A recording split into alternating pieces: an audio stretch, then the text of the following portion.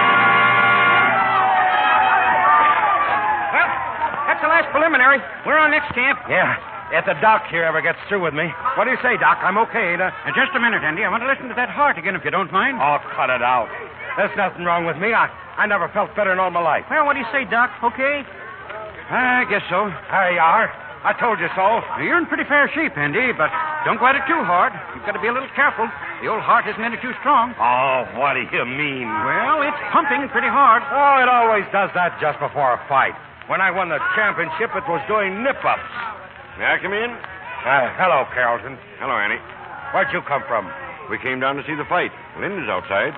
She'd like to speak to you, Andy. Yeah? Okay. Outside, everybody. Go on, Doc. So long. So long, Andy, but remember, take it as easy as you can. Don't put too much strain on the old pump. Oh, stop worrying. I'll be around when you die from your own pills. Go on. Good luck, Andy. Come on in, Linda. Hello, Andy. Hello. What's it all about? You want to take Dink away again, huh? No. We know we can't do the impossible. We're not going to try it anymore. Well, that's good sense. You're going to see a fight tonight. I'm taking care of the kid from now on. Andy, I'm betting $5,000 on the other fellow. What? That's great. A real pal, huh? You don't understand. We're betting that money for you, Andy. I don't get this. What do you mean, for me? Look, Andy, when we came down here, we heard that, well, the odds are pretty much against you. They say you can't stand another fight. No, they're crazy. Maybe they are. Anyway, we don't want you to run any risks. If you find the fight isn't going right, don't worry. You'll have the money for Dink anyway. Yeah, now listen, Lindy. I got my chance tonight, the chance of a lifetime to make good with that kid, and I'm going to do it. Dink's going to be out there watching me, see? And when it's over, he's going to be proud of me, and everything's going to be all right. I hope so, Andy. Good luck. Same here, Andy. Okay, champ. Here we go. In this corner, at 192, Manuel Taroga, the Solo Kid. And in this corner, at 191 and a half, the former heavyweight champion of the world, Andy Purcell. Okay, now, champ, remember, make him come to you. When he does, let him have that left. Sure. Now, listen to me. You can't last the top speed, see? Stay away till you hear him wait for an opening. When you get it, keep right after him. Okay, Sponge. Leave it to me. Hello, Dink. You're going to see some fighting tonight, kid. Sure. How do you feel, champ? Oh, I feel great. Is Love's okay? Sure. Go ahead and spit on him for luck. Sure. Good. I can't lose now, Dink. Sit down there and get a load of this. Good luck, champ!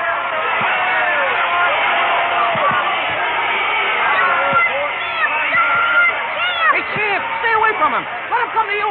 Stay away. How's he doing, Sponge? Is he okay in there? I told him to stay away. Gee, Sponge, let him fight. He wants to finish him. Yeah, he'll finish himself if he ain't careful. We still got 15 rounds to go. Stay away.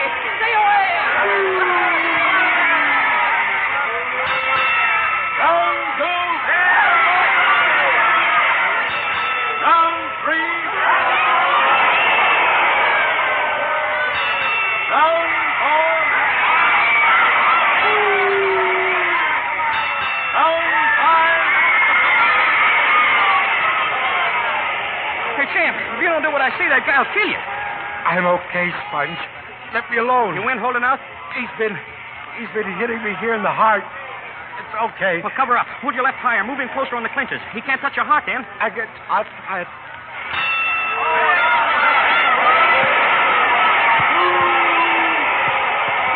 Holding out. Can he do it, Tony? I don't know. He's looking worse every round. Oh, Tony, look at his face. He's being cut to pieces. I can't stand it. I'm going outside. Wait, darling. I'll go with you. Come on, Manuel. He'll get him in this round. Kill him, Manuel. The damn screw is staggering all over the ring. Come on, get him, Manuel. Kill him. There it is. He's down.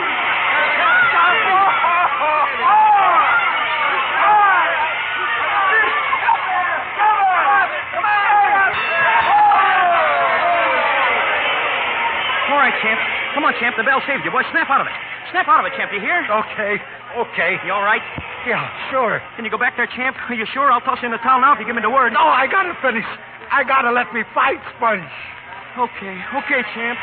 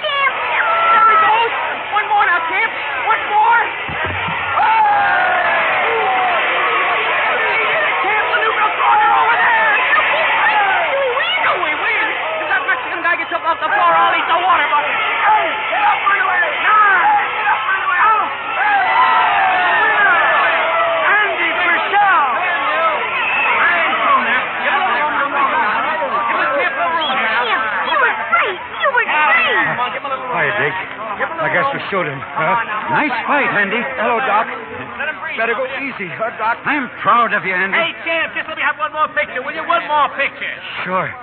How do you want me? You want to see the punch that... Hey, champ, what's the matter? Nothing. I've got a pain. I've got pain. Champ! Champ! Get back. Take him to the dressing room, quick. Move along.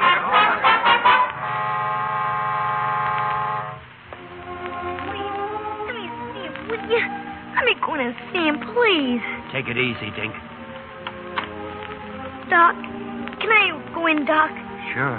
Go ahead. Oh, gee, thanks. How is he, Doc? Any chance? Not one in a million. And there's nothing I can do. Nothing. Champ. Hey, Champ. What happened? Are you okay? Sure. Come here, Dink. I want to speak to you. What about, Champ? Look, Dink. Your mother's here. You know that? No. She came down to get you. This time, I think that you ought to stay with her, Dink. Why, Champ? Why can't I stay with you? Because... Well, they ain't no use kidding, is there, Dink? I ain't staying around much longer, understand? Oh, gee, Champ. Oh, come on. That ain't no way to act. Listen, she's your mother, see? You ought to call it that. No more of this Linda stuff. For me, Dink. Huh? Okay, Champ. Atta boy. And remember, keep your chin up. Keep your chin... Everything's going to come out all right. Come on. Give me a smile. Champ!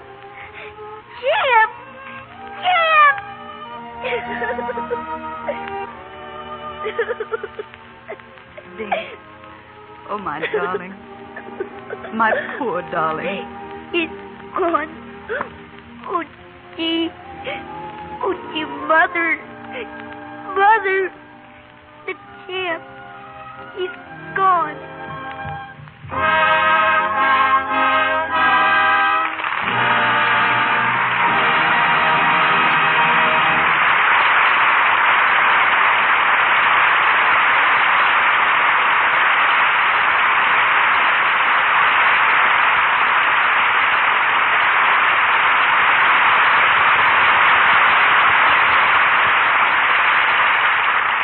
The Champ's great spirit lives on in his son.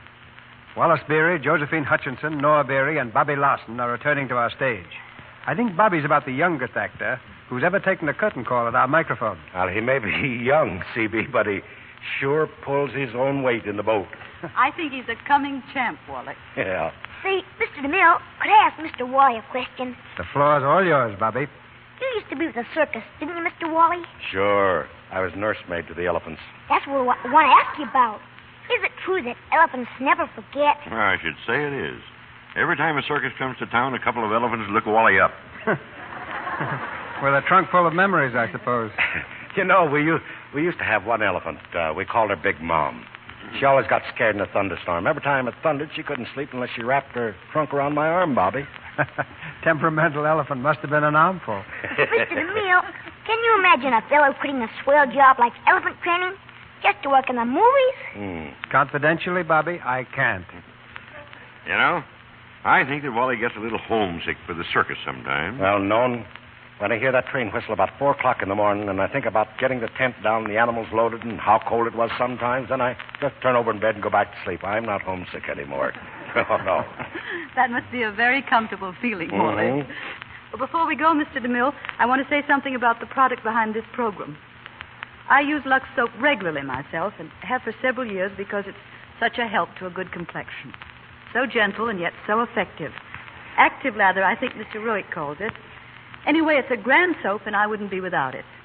And now, Mr. DeMille, we're all anxious to know what you're planning for next Monday night. Next Monday night, we have a very special treat for Lux Radio Theater listeners. we're going to present a drama that was one of the great successes of the year on the screen. Goodbye, Mr. Chips. And our stars will be Laurence Olivier and Edna Best. Goodbye, Mr. Chips is the story of a man who spent his whole life as a master, a teacher in a boys' school. It tells of the love that brought light and color to Chips, of the ambition of his life and how it was achieved. As our special guest, we'll have James Hilton, the author. Goodbye, Mr. Chips is one of the great stories of our time. And we're particularly proud to produce it here next Monday night. It was a fine picture, Mr. DeMille, and it'll be a fine radio play, too. Good night, everybody. Bobby, I'll take you down to see the elephant sometime, honey. Oh, gee, thanks. Good night. So long, C.B. Good night. Like those elephants, we'll never forget the champ.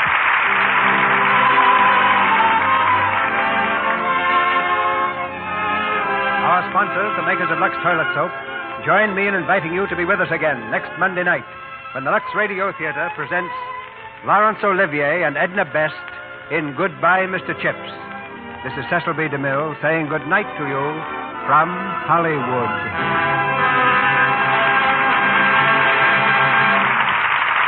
This is Melville Ruick, inviting you to enjoy the popular Lux daytime program, The Life and Love of Dr. Susan. Dr. Susan is putting up a brave fight to help Pat Briggs stay clean and straight. But two women who hate and fear Dr. Susan have joined forces to plot against her. Hear tomorrow's episode of this thrilling story. For the time and station, see your newspaper. The Life and Love of Dr. Susan comes to you in addition to the Lux Radio Theater. And don't forget to send 50 cents, 3 Lux Toilet Soap wrappers, and your name and address to Lux Toilet Soap, Meriden, Connecticut, and you'll receive 6 beautiful original Rogers Silver Plate teaspoons in the original Allure pattern. Heard in tonight's play were Lou Merrill as Sponge, Stymie Beard as Jonah, and Gail Gordon as Louie. Wallace Beery appeared through the courtesy of Metro-Goldwyn-Mayer. His latest picture is Thunder Afloat. Josephine Hutchinson will be seen in the forthcoming Edward Small production, My Son, My Son. Louis Silvers is from 20th Century Fox, where he directed music for Drums Along the Mohawk.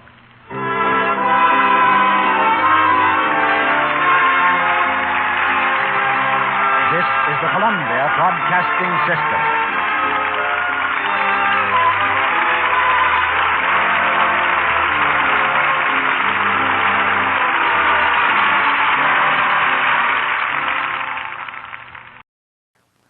UPN Wednesday is the place to be for a full night of adventure.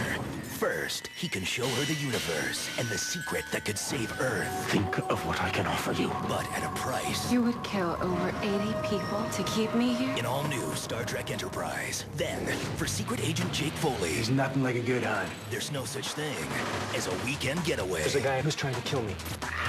You're already dead. All-new Jake 2.0. UPN Wednesday. It all starts at 8/7 Central. The Warrior of the Woodlands, Ranger Bill, is coming up next.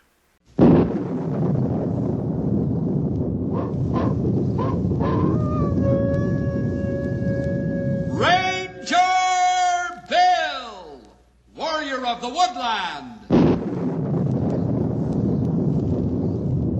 Ranger Bill, Warrior of the Woodland, struggling against extreme odds, traveling dangerous trails, showing rare courage in the face of disaster.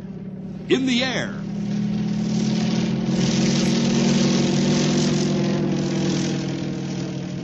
On horseback.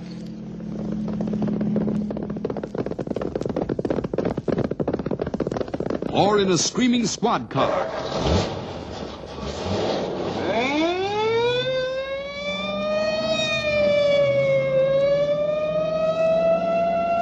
Ranger Bill, his mind alert, a ready smile, unswerving, loyal to his mission. And all this in exchange for the satisfaction and pride of a job well done.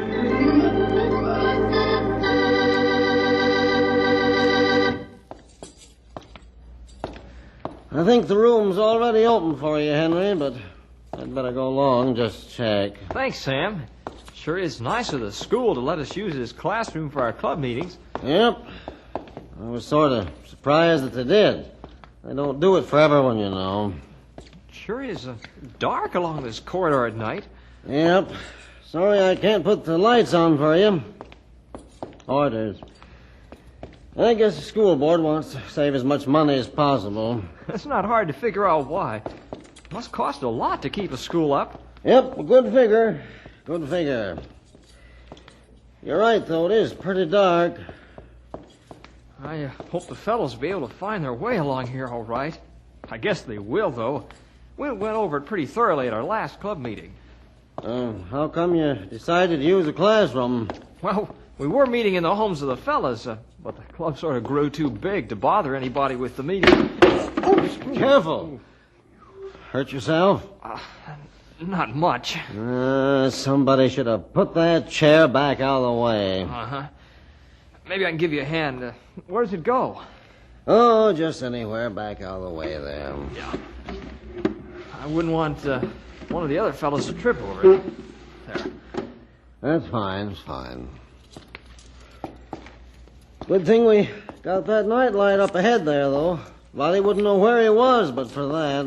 It'll be better once we get the light on in the classroom. Some of the light will spill out here in the hall and help. Right now it's so dark that you... Huh? Oh, here early tonight, huh, Ronnie? How'd you know it was me? Who else? Yeah, kids. Scare ya? Not a bit. I scared him. Here's a room.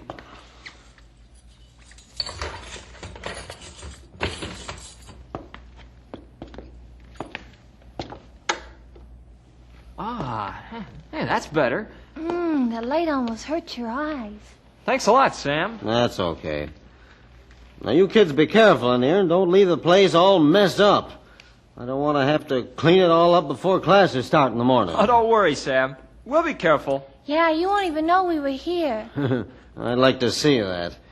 You clean up any mess you make now.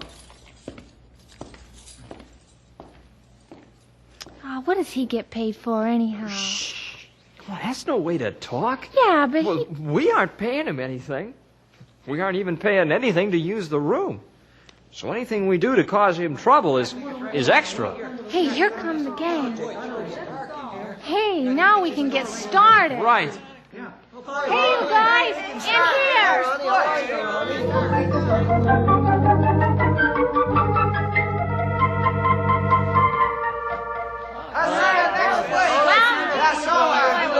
Good night, fellas. Remember, next week now, be sure and bring your nature study projects. We got plenty of room in here to set things up. Good night. Yeah, be on time. We'll have a lot to do. Night, Henry. See you next week. Sure thing, Ronnie. What kind of a nature study project are you going to bring to club? I'm going to bring a bear. Good night, Ronnie. Good night. I'll throw in here. Well, for this week at least. I didn't know you were still around, Sam. I thought I might just well start cleaning this place up right away. Makes less for me to do tomorrow. You sure mustn't have done much in here. Why do you say that? The place is still clean. Oh, we just had a few games and some woodsmanship lessons and a devotional time. I had the fellas clean up after themselves. They really appreciate the school letting us use this room. Well, I gotta admit I'm surprised. I figured the place would be a shambles. Well, next week it just may be a little more trouble. Huh? Why is that? Well, we're bringing nature study projects. And some of the fellows have collected birds' nests and things like that. What'll the birds do? Per nests? Oh, no, not ones that are being used. They collected them after the birds went south.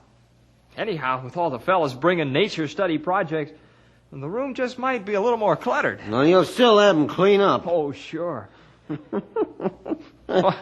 What's funny? I was just thinking that last kid who left just before I came in. Oh, Ronnie? Yeah, I guess so. Anyway, I'd like to see him clean up after himself next week. What do you mean? I heard him tell you he was going to bring a bear to your meeting.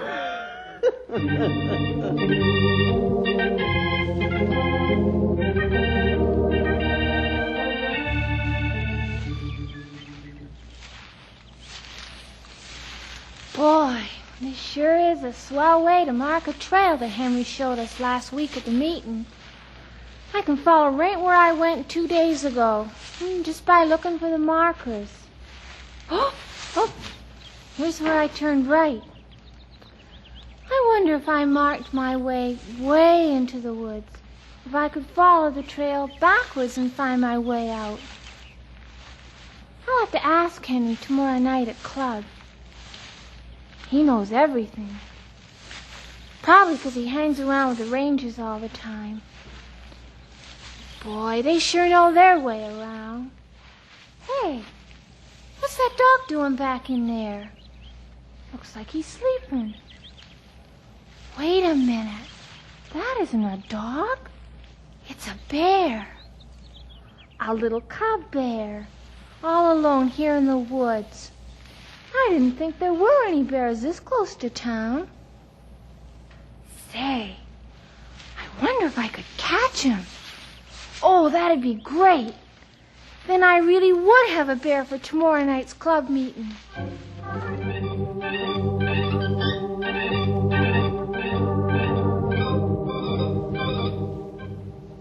So, these two fellers went out to hunt for some bear.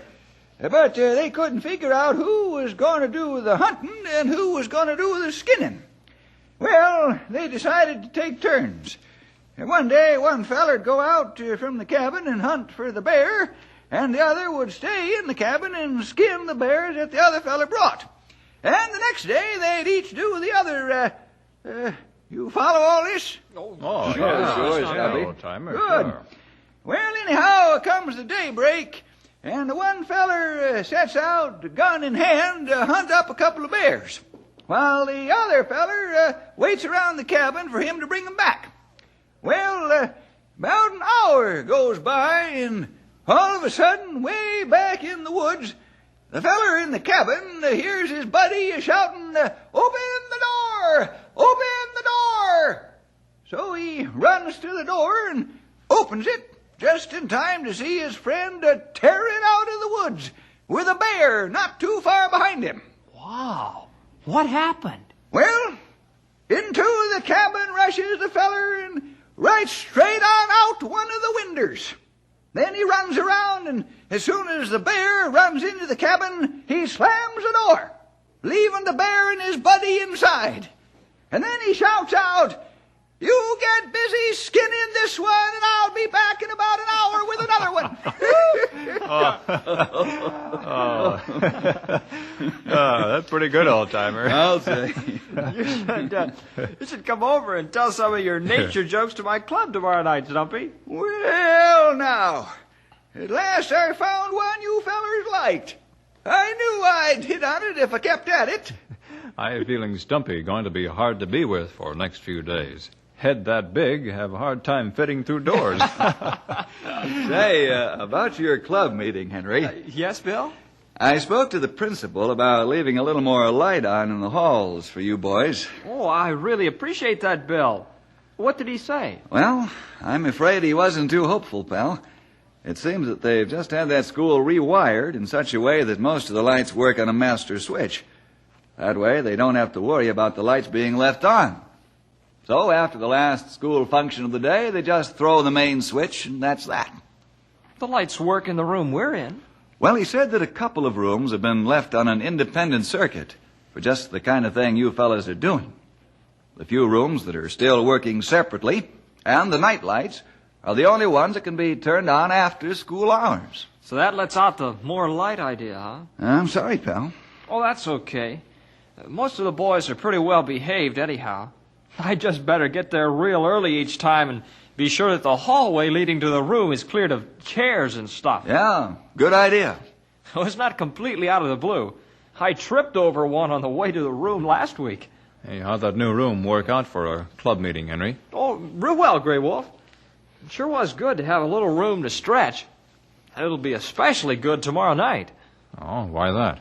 The boys are bringing their nature study projects to the meetings. Hey, that ought to be real interesting. Well, I hope so. We sure are glad for all that desk space to spread all the things out. What kind of projects you young fellers working on? Well, I don't know about too many of them. Most of them have been working on their own.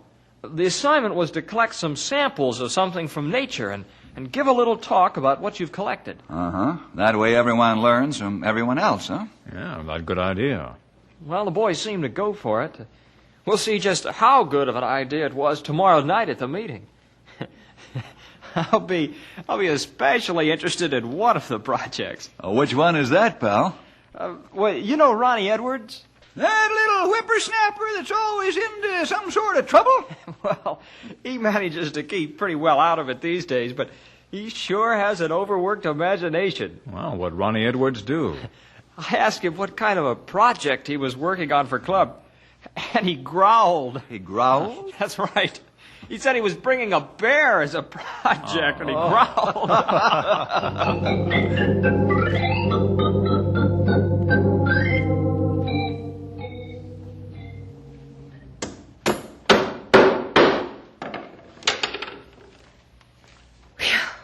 There. That ought to hold you till tomorrow night. Yeah, they always laugh at me when I get an idea, but this time they'll see. They always think I don't mean what I say when I decide to do things. I always do. Just doesn't always work out. But this time, oh boy, I can hardly wait to see everybody's faces tomorrow night when I show up with this real bear. Ronnie! Ronnie! What? Supper's on the table. Hurry up. Okay, be right there. Right away. Okay. You better stay here tonight. You ought to be safe up here in the garage. Dad always locks the garage at night, so no one will bother you. I'll bring some food out to you later, but I'll have to sneak it out. I don't want anyone to know about you before tomorrow night. Ronnie! I'm coming. Now you be quiet, and I'll come back later with some food. Oh, boy. Wait till the whole club sees you. I can hardly wait.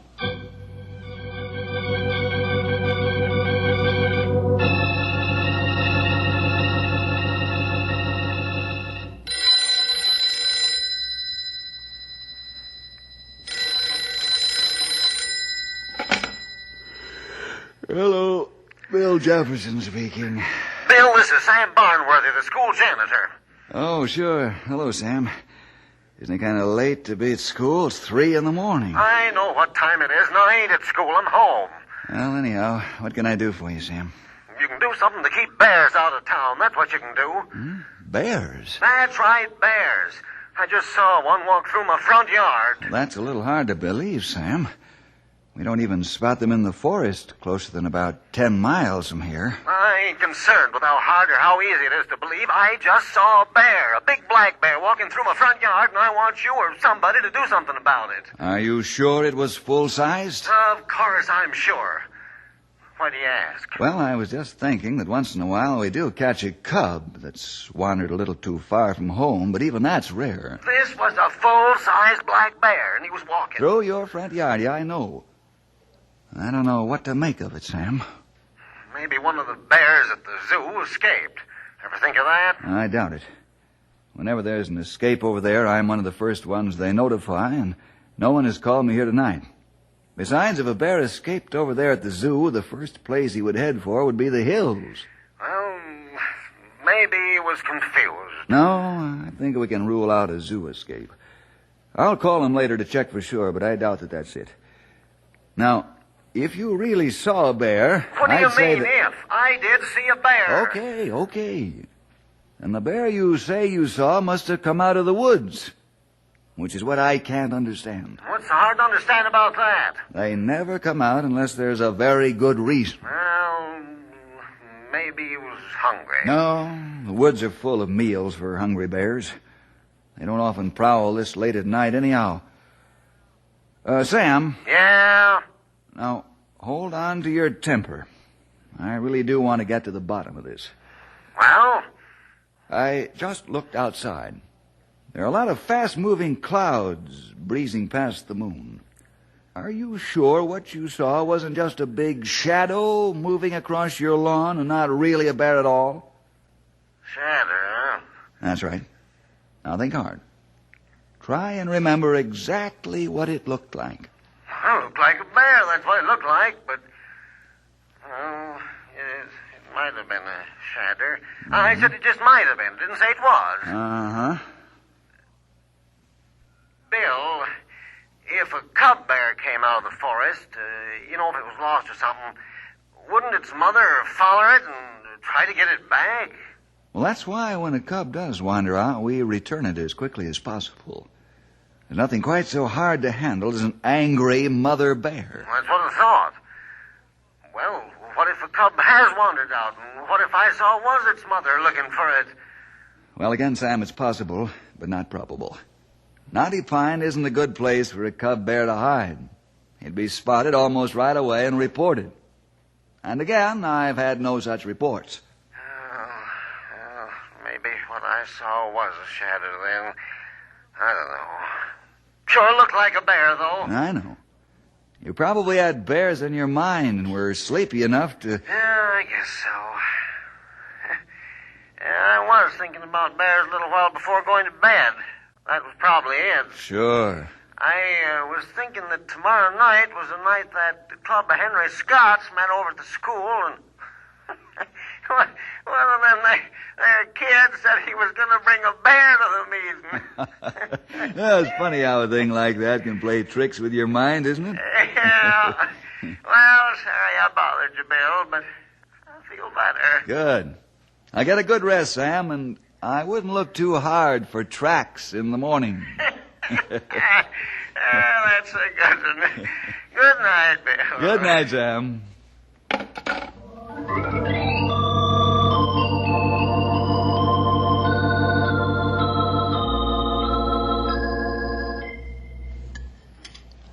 My, what's the big hurry this morning, Ronnie? You're more excited than I've seen you in a long time. I wish the day would speed by. I can hardly wait for club tonight. That's all? Yeah. Sorry.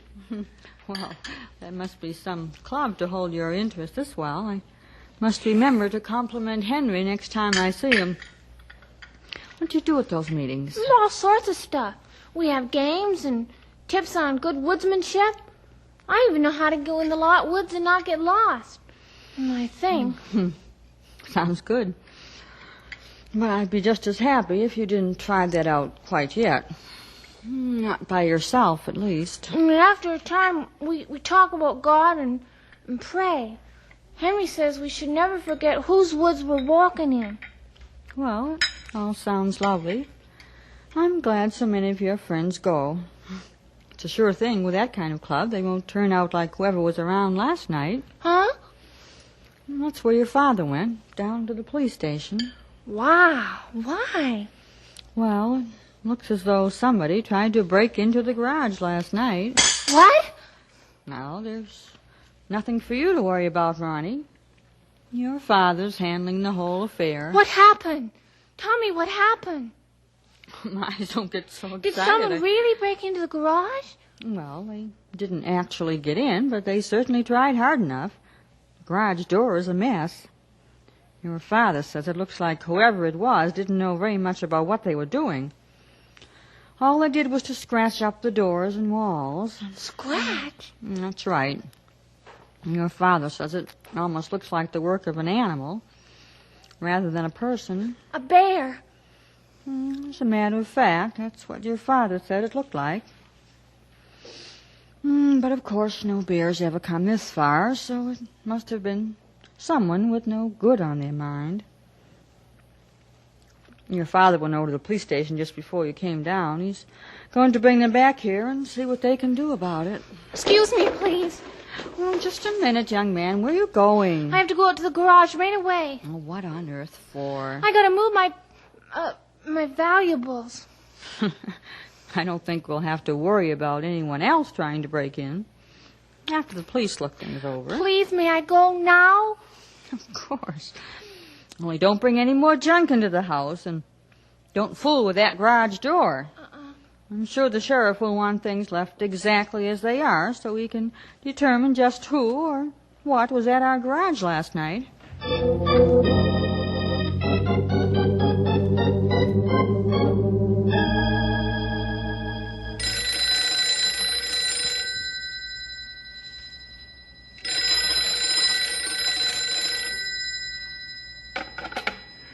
Ranger Station, Bill Jefferson speaking. Oh, hello, Cal. What? Oh, no, not that I know of. Oh, wait a minute. I did get a call last night from Sam Barnworthy. He thought he saw a bear out in his front yard, but I don't think that... What? You found tracks around that garage? What do you suppose he wanted? Uh-huh. Couldn't find a thing, huh? Yes, I'd say it certainly is strange. In the first place, they practically never come this far south, and never into town.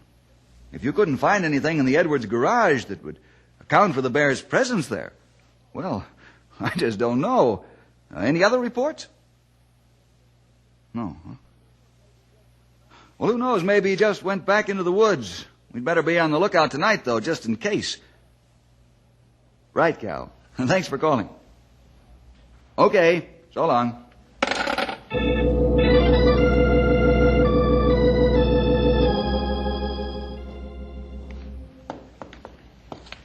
We have the room down at the end of this hall, Bill. I see what you mean about the lighting situation, Henry. It's quite hard to see along here, all right. I wanted to get a room nearer the entrance, but the one we have was the only one near enough that could be lighted. Uh-huh. Well, it's too bad, but there isn't much that can be done with the way the school is wired. Hey, look. The lights are already on in the room we use. Well, Sam must have turned them on for you. I guess that's it. I couldn't believe that any of the boys were here this far ahead of time. Don't be too sure, pal. This club of yours is pretty popular. Not that popular. There may be a lot of fellas interested in it, but certainly not interested enough to... You see? Sounds like at least one of your group is already here. That's Ronnie Edwards. You can come on out now, Ronnie. We know who it is. I didn't scare either one of you. Hey, wow. It's Ranger Bill. Hello, Ronnie. I've heard a lot about you. Wow. Happy to meet you, Ranger Bill. You gonna join the club? Only as an honorary member, I'm afraid, Ronnie. Oh, here's the room. Let's go in. Why are you here so early, Ronnie? I had to get my nature study project here before anybody else arrived. Oh, I see. Well, what is it? I told you last time. Sure. You said something about a bear. What? He did bring a bear. A live cub bear. See, I told you. Where did you get him? Found him in the woods. And you caught him and kept him for the meeting? Yup. Pretty good, eh? Well, I'll have to say I didn't believe you, but now... The other guys will be surprised, too, won't they? I think you can count on that, Master Edwards. Hey, wait a minute. Edwards! What's the matter, Bill? Ronnie, did something try to get into your garage last night?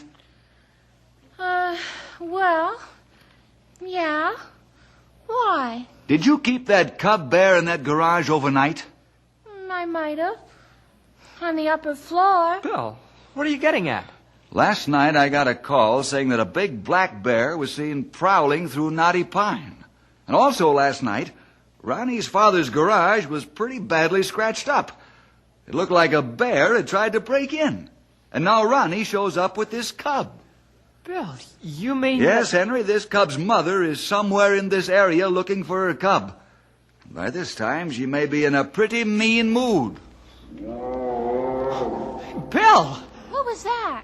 Mama bear is found where baby bear is being kept. What do we do? What's the matter? If that mother bear gets hold of us near her cub, she'll tear us apart. She will. Now maybe you see why I asked you fellas to read up on the subject you were going to do your project on. If you read a little, you'd have known this. I forgot you said that. Oh, he sounds closer. It's a she, and she does sound closer. He did it. That little kid did it. There's a great big bear. Oh, look, there's another one. Take it easy, Sam. Bill, am I glad you're here. Oh, what are we going to do? We're surrounded by bears. Just take it easy. We need all the level heads we can find right now. She's closer. We'll all be killed. Ronnie, stop talking like that. We'll figure something out. Is there any way to turn the lights on out there, Sam? Where's the switch they're on? It's right down that hall. The one where the growling is coming from. Oh, some pickle. She can see us, but we can't see her. Oh, let's get out of this room. It's that cub there that's attracting her. Do you want to step out in the hall? I guess not. Bill?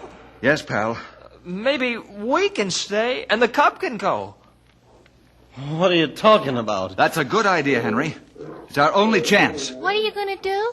Set the cub free. What? Right in this room here with all of us? That's right. The cub looks like it'll try to get to her. What if it don't? What if it just waits and calls Mama in? Yeah, what if it goes and gets his mother and brings her back? Those are all possibilities we'll have to risk. Now, Sam, when Henry and I open this cage, you get near the door. And as soon as the cub runs out... If that cub runs out. As soon as the cub runs out, you slam the door. That's all we can do. I'm all set, Bill. What do I do? Stay as far out of the way as possible. I hope you guys know what you're doing. You ready, Henry? Right. Now, you pry on that side of the box, and I'll pry on this side. All right. Now, yeah, that's it. There. There he goes. There he goes. Look out. Quick, Sam, the door. Oh, boy. I'll say. Never been through anything like this in my whole life. Look, out the window. There they go. Yeah, mother and cub, heading back for the forest. Where they belong. That's for sure. Well, Ronnie, now you don't have a nature study project. Maybe you can work on something for next week. Oh, sure. I already have a good idea. Oh, what's that? A lion. Roar!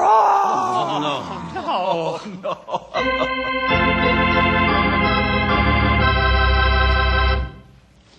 Well, there you have it, boys and girls. Maybe your imagination runs away with you once in a while, but be sure you know more about what you're playing with than Ronnie Edwards did. Well, see you next week for more adventure with...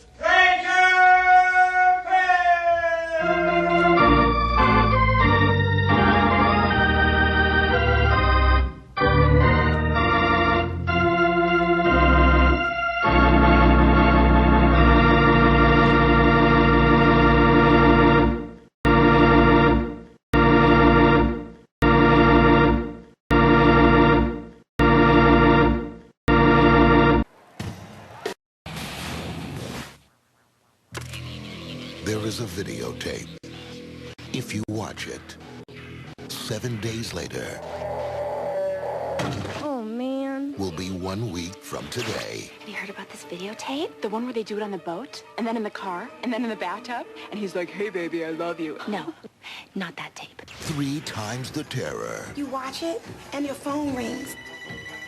And a creepy voice says, You're gonna die in... I'm gay. who's gay? Can you hear me now? Yes, perfect. 3 times the suspense. Where is my daughter? Are you mad? I am your daughter. Scary Movie 3. Who are you? I am Orpheus. I believe this evening... What are you still doing here? Please, LaQuisha. I'm prophesizing. I'm prophesizing my foot halfway up there. October 24th everywhere. Rated PG-13. 2 of my personal favorites, George Burns and Gracie Allen, are up next in our lineup. Hello, my friends, the Heinz Honey and Almond Cream Program. Hooray! Vote for Gracie! Vote for Gracie! She's the best little skipper in the land. Vote for Gracie! Vote for Gracie! Won't you please give this little girl a hand? Starring George Burns and Heinz Honey, Gracie Allen, with Frank Parker, Ray Noble and his orchestra, and Truman Bradley speaking. So vote for Gracie to win the presidential racing. 100 million strong, that's right, you can't go wrong.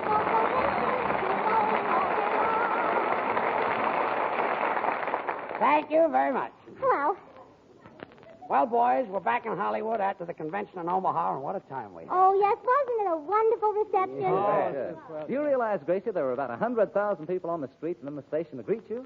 What about the one man that said hello to me? Yeah, weren't you thrilled? You said it. You know, I love those torchlight parades and thousands of girls throwing kisses at me. Oh, that's... Gesundheit. Yes, so what a kick I got, Gracie, when I saw you riding down the main street with a police escort, and Mayor Butler of Omaha sitting on your right hand, and Governor Cochran sitting on your left hand. Oh, well, yeah, you see, it was cold and I forgot my gloves. Well, that covers that. Did you ever see so many people in your life, Bubbles? No, and it was the first time I ever saw a crowd bigger than I am. Gracie, that was a beautiful dress you wore when you made your acceptance speech. Well, I had it made especially for my campaign. Had a pretty low-cut back. Well, I'm not like the other candidates. I believe in coming right out in the open. Well, at least you were showing plenty of backbone. Well, I'll tell you.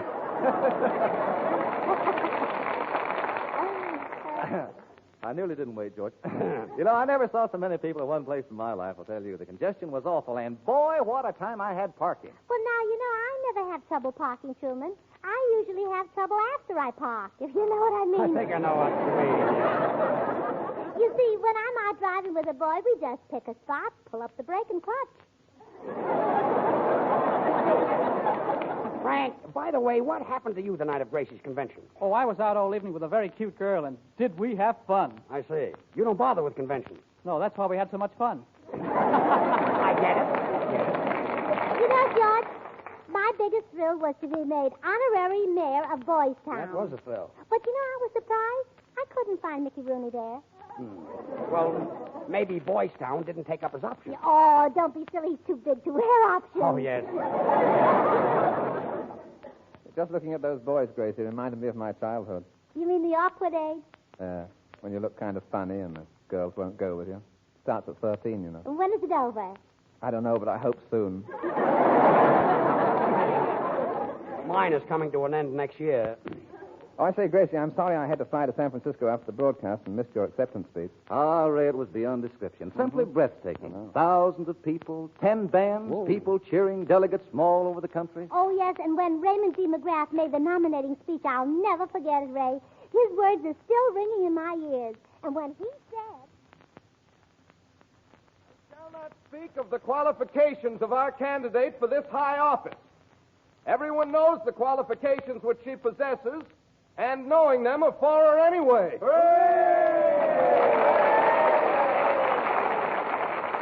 And so, because of these things which I have said, and because of many things which I have not said, and because of the Omaha Chamber of Commerce, and because this is the time designated for me to do so, and because I have to get back to my peanut wagon, I hereby nominate for President of the United States, Gracie Allen. And now, the roll call of the states. States of Alabama. Hooray! States of California. Hooray! State of New York. Hooray! State of Nebraska. Hooray! State of confusion. And now that the cheers are dying down, we're about to hear the acceptance speech of our candidate, the Honorable Gracie Allen. Ladies and gentlemen, members of the surprise party, citizens of Omaha, and friends, I want to thank you for nominating me your candidate for president. As I look around here in this Coliseum and see thousands of trusting, believing faces shining up at me with love and respect, tears come to my eyes. And you know why? My girdle's killing me. If I'm elected next November, and it's bound to come, it usually does, comes right after October, I'll be the first lady president that this country has ever had. This campaign of mine hasn't been easy. My opponents haven't given me plenty of worry. But I said to myself, Grace, I always call myself Grace when I'm talking to myself. I said, Grace, be like a tea kettle. When you're up to your neck in hot water, continue to sing. You see, when you sing like a tea kettle, you can also let off steam at the same time. If you've listened to my opponents, you will have to admit that they have been very outspoken. And I'm the one who outspoke them. Their attacks have only made me all the prettier. The mud that they threw turned out to be beauty clay. I've been in the Library in Congress time and time again, and I want to tell you that it's a shame there isn't a good love story in the place. The newspapers have asked me what I think of the little man. Well, I think they're cute. The reason we need a woman in the presidential chair is to pave the way for other political jobs for women, such as lady senators and lady congressmen. Anybody knows that a woman is much better than a man when it comes to introducing bills into the House. Now, just look at all the famous women in history. The mother of Julius Caesar was a woman. Napoleon's wife was a woman. Why, half of the married people in the United States are women. Naturally, there are candidates running in opposition to me. Now, I have been in the city of Omaha only 3 days, and I kissed Mayor Butler twice. Can my opponents match that? Some people say to me, don't count your chickens before they're hatched, Gracie. You haven't been elected yet. Of course, there is a remote possibility of that. But should such a thing happen, I'll say what Mr. Dion said to the nurse when she told him that he was the father of quintuplets. I demand a recount. So, in conclusion, ladies and gentlemen, I want to thank you for nominating me. Be true to yourself by being true to the surprise party. Stick with us until we get to Washington. Remember the banana. When it leaves the bunch, it gets skinned.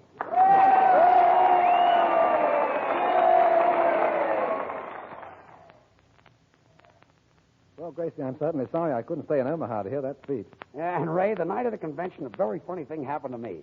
I tried to get into the Coliseum, but they didn't know who I was, so they threw me out of the back door. So I told them who he was. That's right. And they invited me in again. You threw him out the front door. That's right. How would you like to get $1's worth of hand lotion for only 49 cents? Well, that's exactly what you get in the Heinz Honey and Almond Cream Special. Only 49 cents for the big dollar-sized Heinz. What a price and what a lotion. Heinz Honey and Almond Cream brings extra creamy, extra soothing comfort to your dry, rough hands, and it's cooling to sunburned skin, too. This big money-saving Heinz Special is selling fast, so hurry. Save half price now on Heinz Big Dollar Size. Why, even at its regular price, this dollar Heinz Honey and Almond Cream is famous as the family economy bottle. It contains over twice as much lotion as the regular 50-cent bottle.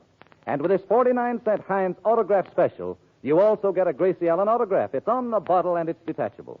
Get Heinz 49-cent Special tonight and use Heinz regularly for softer, prettier hands. Remember, the big dollar bottle of Heinz Honey and Almond Cream is on sale for 49 cents for a limited time only. And now, Frank Parker. Frank sings tonight Franz Lehar's lovely melody, Yours Is My Heart Alone. Frank?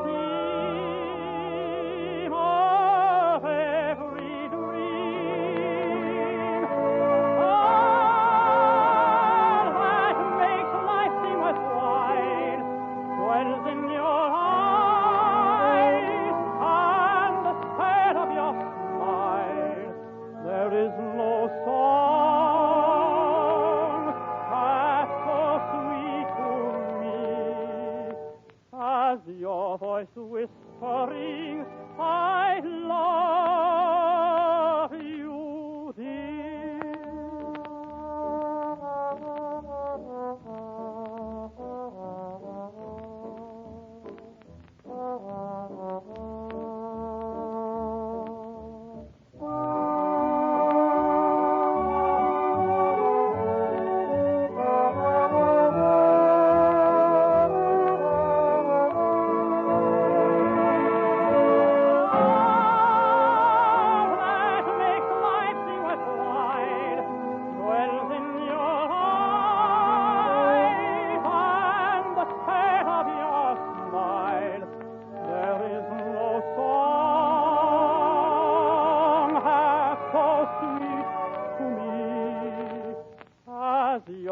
voice whispering, I love you, my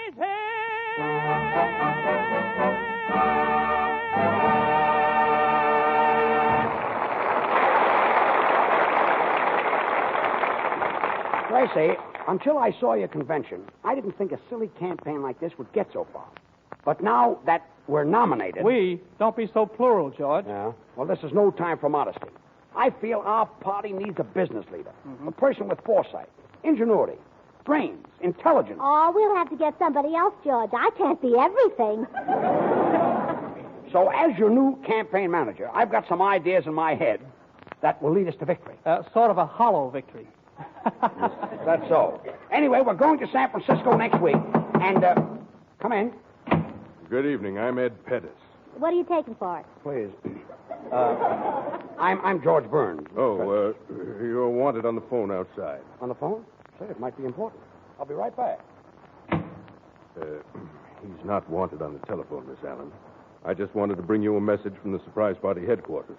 I've come to tell you about one mistake in your campaign. Well, shouldn't George hear about this? He's the mistake. And we've got to get rid of him. What? Have you any idea what George means to me? Have you any idea what we've been to each other?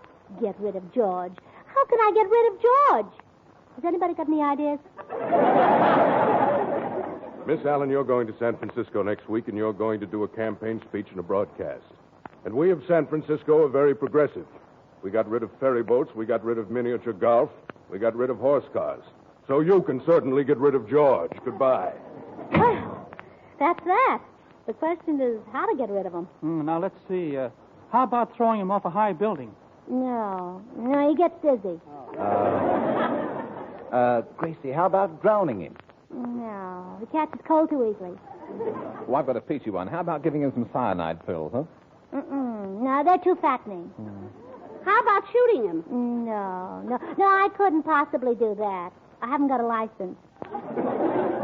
Oh, Gracie, I've got an idea. Let's make him think he's sick and worry him to death. Oh, that's true. Oh, well, here I am back again. Mr. Pettis, I was in every phone. Where's that man that was in here? The man? What man? The man who sent me outside. There was no man here. Then why did I go out? Well, you didn't go out. Now, wait a minute. If I wasn't here and I didn't go out, where have I been? George, do you feel all right? I never felt better in my life. Frank, get him a glass of water. I don't want any water. Well, then why didn't you ask for it? I didn't ask for it. Well, then give it back to me. I haven't got it. Look here, George, you trying to make us think you're crazy or something? Look, I was never saner in my life. That's what we're worried about.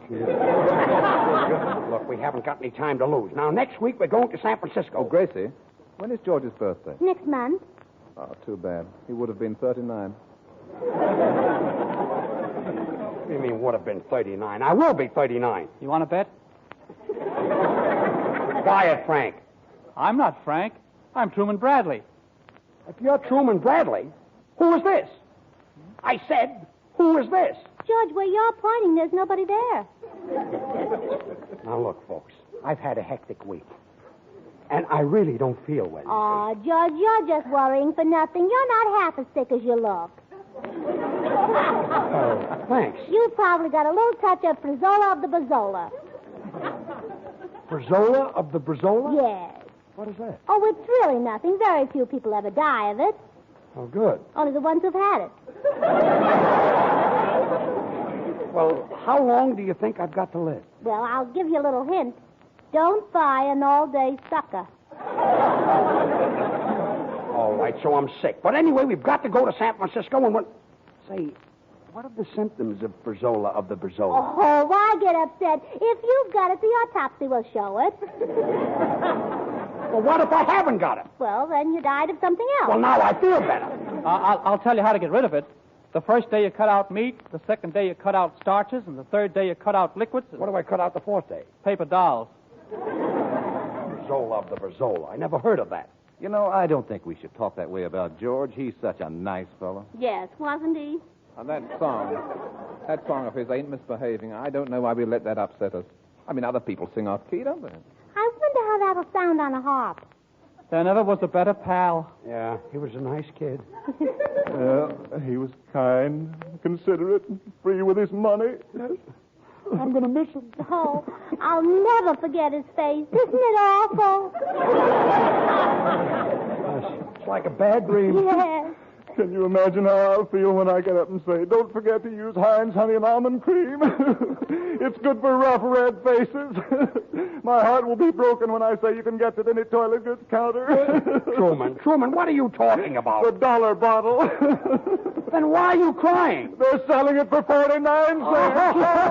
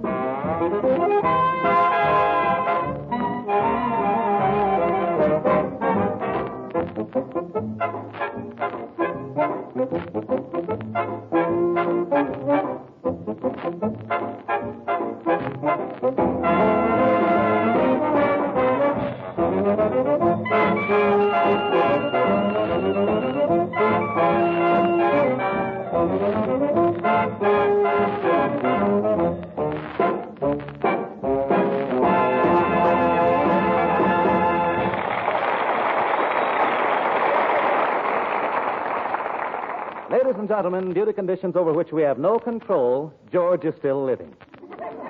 However, with the help of a sleeping powder and a small mallet, we now have him strapped in bed here in the Studio Emergency Hospital with the cast acting as the medical staff. And here we are. Look, he's breathing heavy. Oh, I hope it can last a few minutes longer. Why? Well, he's got 3 more balloons to blow up for our party tonight. 4 more. Oh. Well, look, he's coming too. His eyelids are starting to flutter. What a time to flirt. Yes. Ain't misbehaving all by myself. Ain't Shillo, quick, misbehaving. before he gets to the cars, give him a sleeping tablet. Which one? The one with the handle.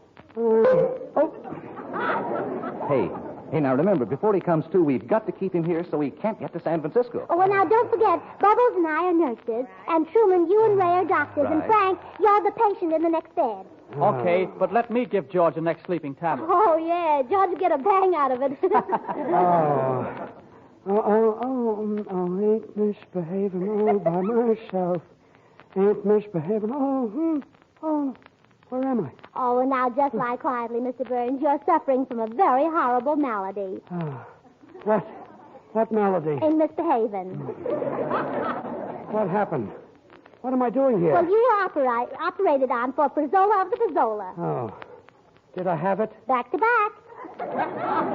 Back to back? Gracie. Yes, just lie quietly. Gracie will be here in a minute. No, wait. You're Gracie. No, I'm Nurse Crowley. You're delirious, Mr. Burns. Just take it easy. Oh. Why am I tied down? Well, this room happens to be upside down. We don't want you to fall out of bed. Now, listen to me, Ray Noble. I'm not Ray Noble. I'm Dr. Frankfurter, a skin specialist. Well, this is going from bad to worst. Frank, what are you doing in the next bed? What's the matter with you? Do you mean me, buddy? Yes. My name isn't Frank. I'm J.V. Dittenfest, Jr. J.V. Dittenfest, Jr.? Yeah, I was named after my son. Why, you haven't got a son. Well, could I help it if he died before I was born? Oh. What is this? Say Truman. I'm not Truman. I'm Dr. Alvin Johnson. I'll see if he's Truman Bradley. What's good for rough red hands? I don't know. I'm an ear specialist. You are, huh? What do you get at toilet goods counters? The sales girl's phone number. Bubbles, come here. You mean me? Yes. I'm sorry, I can't talk. Why not? I'm an oxygen tent.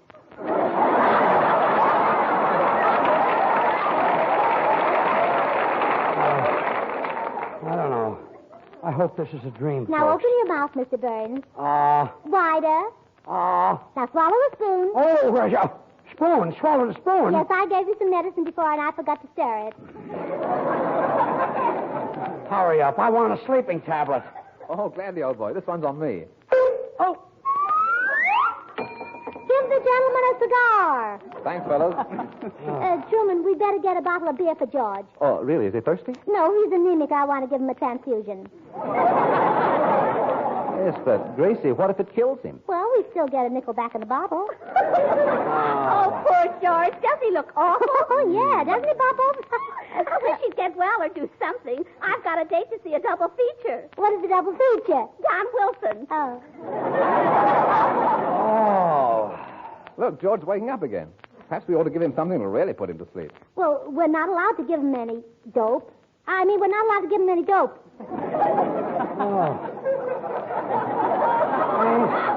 Ain't misbehaving all by myself. Oh, what a terrible clunk. Yeah, he certainly is. Hey, look. Look, folks, George is hardly moving. Get up. I say, George, come on, get up, will you? Truman, let's tap his knee and test his reflexes. Okay, Frank. I tapped his knee, but nothing happened. Yeah, what about the jerk? He's still unconscious. No, but I say, this is getting serious. Frank, you better go out and get a real doctor. Okay. Yeah. Poor old George, to think he won't be able to get up and go to San Francisco. Yeah, look at that bump on his head. It looks like Treasure Island. Yeah, and his nose looks like Knob Hill. And look at him with his mouth open. It looks like the Golden Gate. Yeah. I can see the bridge. This way, Doctor, right this way. Uh-huh. How long has he been dead? Oh, Doctor, that's Ray Noble. This is a patient. Yeah. Let's see. No pulse, no color, no blood pressure, no respiration, no reflexes. He ain't got nothing, has he, Doctor? Pretty void. This is a very serious case. He's got to be removed immediately. Oh, good. There's only one place where we can save him. That's the Grandview Sanitarium, and I'd better take him there immediately. Oh, well, where is it? San Francisco. Oh. No.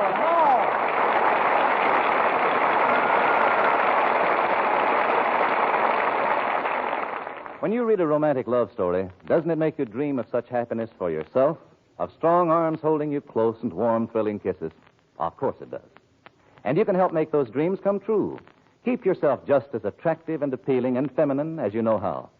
For one thing, make good use of Heinz Honey and Almond Cream.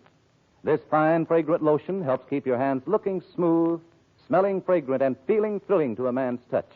And don't forget, now is the time for all women to buy Heinz. Why? Because it's on special sale. You get the big dollar size for only 49 cents, less than half price. Just walk up to a toilet goods counter, put down 49 cents, and you get the dollar size Heinz Honey and Almond Cream, the biggest hand lotion special of 1940. It contains over twice as much lotion as the regular 50-cent bottle. And this is the same fine Heinz Honey and Almond Cream you've always known, extra creamy, extra softening. Ask for Heinz 49-cent special tonight. It's an autograph special, too, with a detachable Gracie Allen autograph on the bottle. Remember, this offer is good for a limited time only. The price is less than half, only 49 cents for the big dollar size of Heinz Honey and Almond Cream. And now Gracie will sing, I Can't Love You Anymore.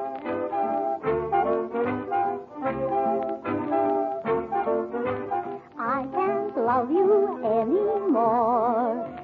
more than I do. For if I loved you any more, I would have to be two. I love you with my heart, I love you with my mind. I love you, love you, love you, all there is I find. So I can't love you any more than I do. I wish that I could fashion a masterpiece of melody and rhyme to convey in a clever way how very much I care. But I haven't the flair for clever things, and therefore what I have to say must be said in a simple way. I can't love you any more than I do. For if I loved you anymore, I would have to be two. I love you in the sun, I love you in the rain, I love you in the middle of a hurricane. So I can't love you any more than I do. Heel, toe, kick, with the 1, 2, 3, and a 4, 5, 6. Da-da-da-da, slide, slide, slide. Da-da-da-da-da, glide, glide, glide. Love you with my heart, stop. Love you with my mind, turn. Love you, love you, love you, all there is I find. So I can't love you any more than I do. Exit, any more than I do. Goodbye. Any more than I do. So long. Any more than I do.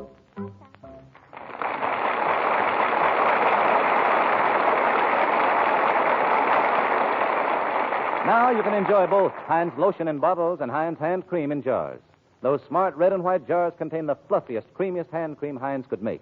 It comes in two sizes, 10 cents and 39 cents a jar. And don't forget the big Heinz lotion special, the dollar size for only 49 cents. Well, Gracie, say goodnight. Oh, George, just think next week Ray, Frank, Truman, Bubbles, and I will all be up in San Francisco. Gracie, aren't you forgetting me? Now, oh, good night, all.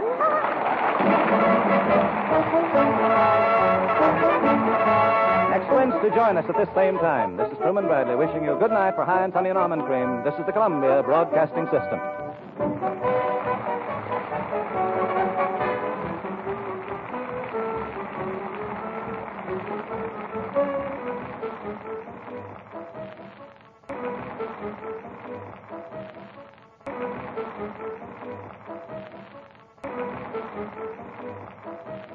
It starts with this.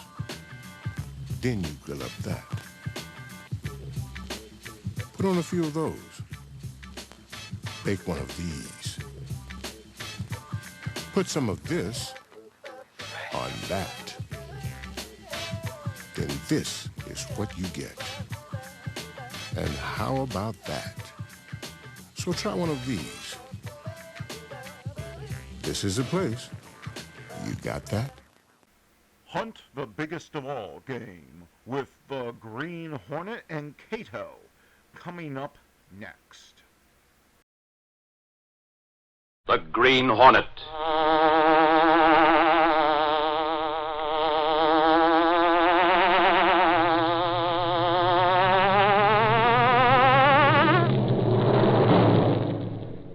He hunts the biggest of all game. Public enemies who try to destroy our America.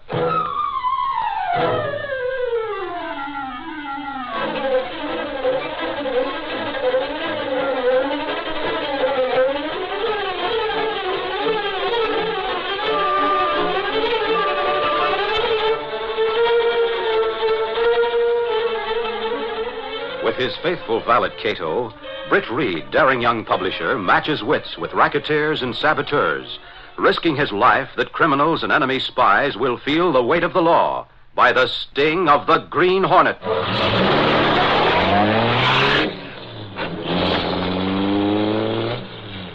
Ride with Britt Reed in the thrilling adventure, The Man Who Fooled the World. The Green Hornet strikes again.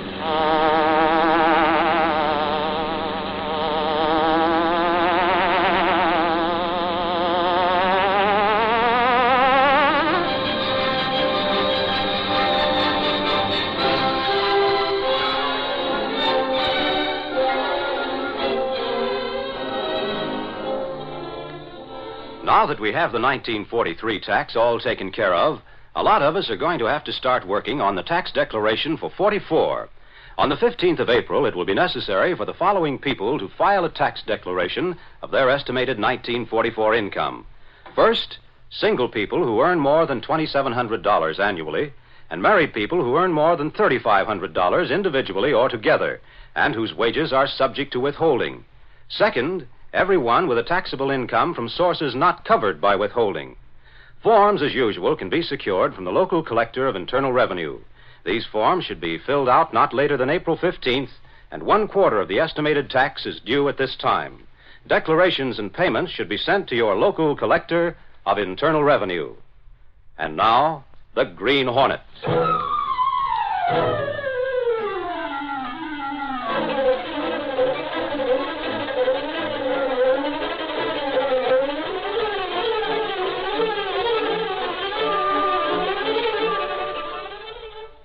Albert Patton was a personage of wealth and power in the world.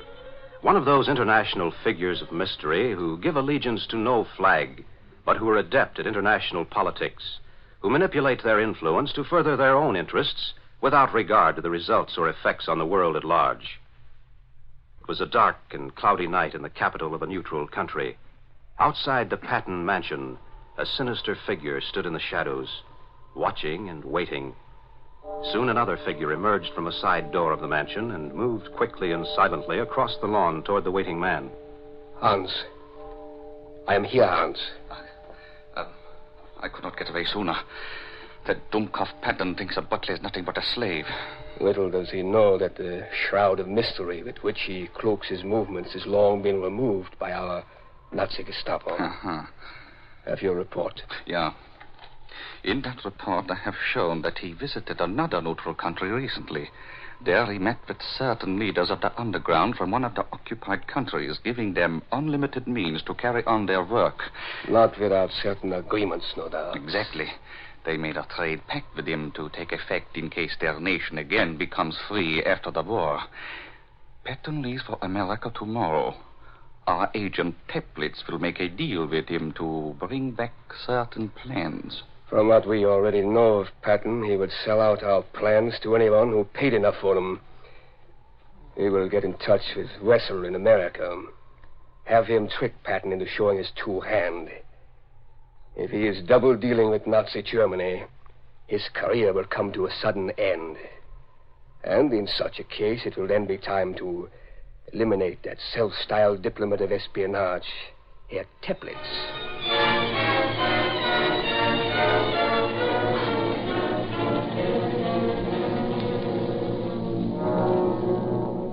Later that night, Albert Patton carried on an earnest conversation with Teplitz in the study of his home. You already know the terms under which I shall act to, shall we say, facilitate the work which your investigators are carrying on?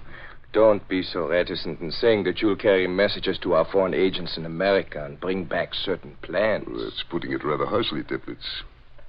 I'm merely doing a service for one of my former clients. And since the war has caused us to cease being your client, as you put it, we are now buying your services. The money will be deposited to your account in a neutral bank. Half now, half when you return. It's only as a favor that I agreed to do this. But I don't like the idea of carrying anything as tangible as plans on my person. I didn't... Now, have no fear, Herr Patton. You're known to carry certain headache capsules which you take frequently. Miniature plans will be in such capsules for you to carry back with you. You run no risk. Well, that's quite an ingenious method. In that case, I can handle the assignment for you. One other thing, Herr Patton. What's that? I must warn you against talking out of turn when you get to America. Teplitz, if you and my Nazi friends don't trust me... We trust no one. We consider you our friend, yes. But you profess to be friendly with officials of other nations also. You come and go as you please, so you can be of help to us. But again, I warn you, be careful.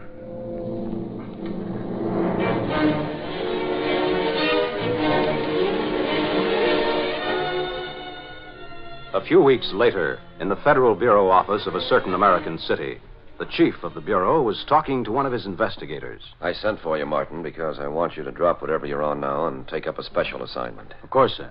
What is it? Well, Albert Patton, that international mystery man, as the papers call him, is in town. Yes, I read about his arrival in the Sentinel. Well, he has a suite at the Maximum Hotel. I have a report here on Patton. He's been in and out of the capitals of the belligerent nations, going and coming as he pleased. Now, I'm suspicious of the fellow.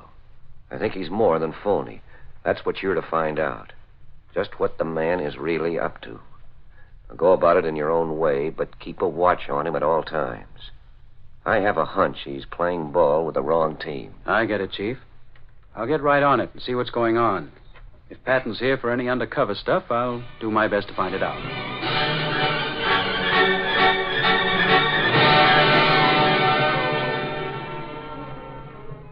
That night, in front of the Maximum Hotel, a darkly clothed individual, after a furtive glance over his shoulder, entered a taxicab and drove away into the darkness.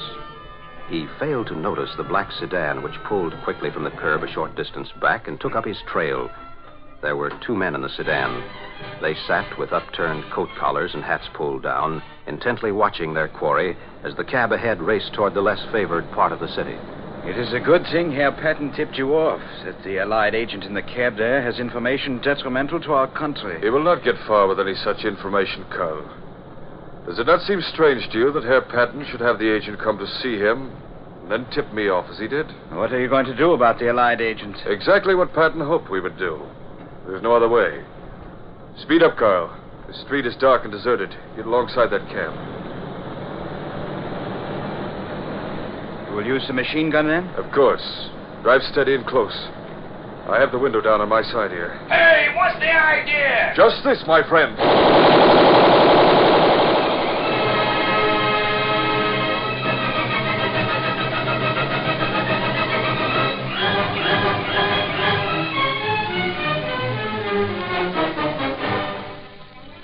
The following morning, Michael Axford, reporter and self-designated bodyguard to Britt Reed, entered the young publisher's office at the Daily Sentinel. Hello, Axford. Thought I heard your voice out there. Sure, I was having a little chat with Casey. You want to see me, Reed? Yeah, sit down. Thanks, I was going to anyway. That's what I thought. Now, listen, Axford, I want you to try to get an interview with Albert Patton, that so-called international mystery man who's stopping at the Maximum Hotel. Who, me? Sure, why not? Patton won't bite you. He's a mystery only because nobody knows exactly what he's up to or where his allegiance stands. He lives in a neutral country and seems friendly with officials of all countries. And I read in the Sentinel about how his dark influence was felt in every capital of the world. I was thinking then he must be in league with the devil, maybe. Well, that means we don't know how he manipulates his international deals, Axford. He won't give you the evil eye or anything like that. Oh, well, in that case, I'll go talk to him for you. Well, up to now, he wouldn't see any reporters, but maybe with luck you'll get by somehow. Luck is it? Say, now, it's my personality that gets me by. That it is, Reed. Okay. Have it your way. Go on over to his hotel and try that personality of yours. Maybe you'll turn up something that'll make a good story on that so-called man of mystery.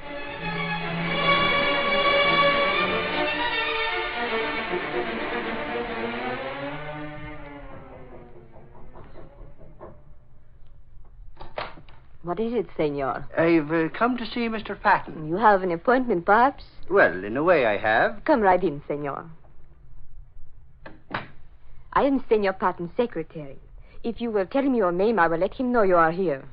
From the cute way you talk, I can tell it isn't from Ireland you come. You're a foreigner, aren't you? Yes, senor. My country is Senor Patton's home. You have not told me your name. Michael Axford from the Daily Sentinel, and I've come to... From a newspaper. You must leave at once, senor. Oh, no, wait now, miss, whatever your name is. I am Senorita Requena. Please, you must leave now. Pardon me, senor. I brought some capsules for Mr. Patton that you ordered from the drugstore. Oh, yes. Thank you very much. I will take them. So many of these capsules Senor Patton takes. He's always having headaches. Sure, they've sold lots of them pills lately with the people figuring their income taxes and all. Say now, it keeps you busy running to the door all the time. That is part of my work, senor. Buenas tardes, Senorita Requena. Buenas tardes, senor Wessel. Come in, please. Senor Patton did not expect you back until tonight at 9 o'clock. I know. He said he had difficulty getting those certain capsules in the city, so I brought some. But, senor, we have already managed to get some. Oh, it's all right, Senorita. See that he gets these. Si, senor Wessel, of course. Good. Here they are. Senor Patton is engaged right now. Well, then I will not wait. Be sure he gets the capsules, Senorita. Adios. And buenos dias, senor. Say now, do you think your boss would miss a couple of them pills?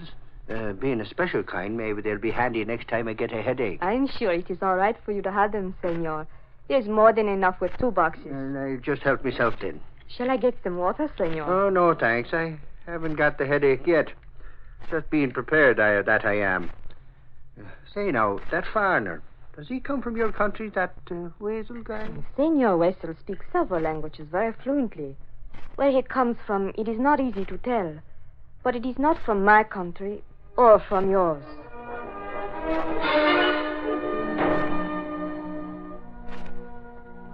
Later that afternoon, Axford returned to the Sentinel building and went to Britt Reed's office to report on his assignment.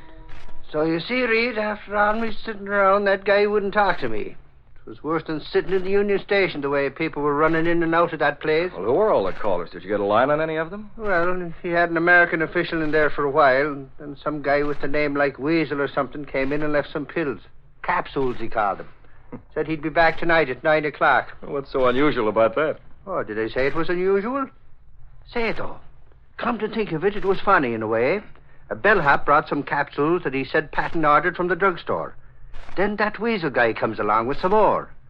I'm thinking that man in mystery's one of them there hypochondriacs or something. Hypochondriac is the word, Axford. Sure, that's what I said. That Weasel guy looked like a big shot. Funny he should be running around delivering pills. Said he knew they were hard to get. Well, they couldn't be so hard to get if Patton called the drugstore and got some. That's right. Say now, you know when I came through the hotel lobby, who should be there but Martin from the Federal Bureau? He stopped me to ask what I was doing up in Patton's suite. That he did. Well, how did he know where you were? That's just what I'd like to know myself, Reed. He must be watching Patton's place, then. But that's what I thought, too. Oh, well, I guess I'd take one of them capsules I got at Patton's. No, I have got a headache. Here's one for you, Reed. Must be a special kind. Well, I'll keep it in case I need it, Axford. I haven't a headache. Yet. Well, I'm glad to hear that, Reed. I was afraid you'd have one over me not getting a story from Patton. Oh, if Martin's watching that suite, there must be a good story there. It's about time somebody unveiled the mystery surrounding Patton, but I'm afraid the routine investigation by Martin will prove very little. Well, them Federals are good at catching up with people. Yeah, I know that. But Patton's a very clever manipulator, and it'll take an unorthodox method to bring his manipulations to light. I have a hunch, though, that the mystery will be solved. And when it is, the world will be surprised to know the truth about the great Albert Patton.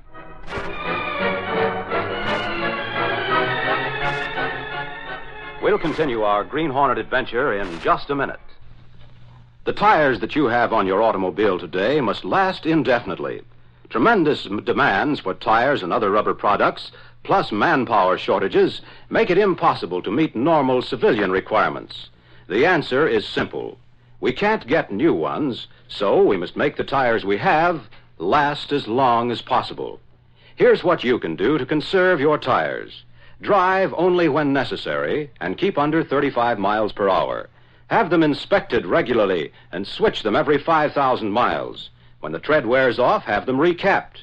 And share your car regularly so that the limited tire supply can serve more. The military requirements have to be met, and the civilian requirements can be met if we all observe strict conservation. And now, back to our story.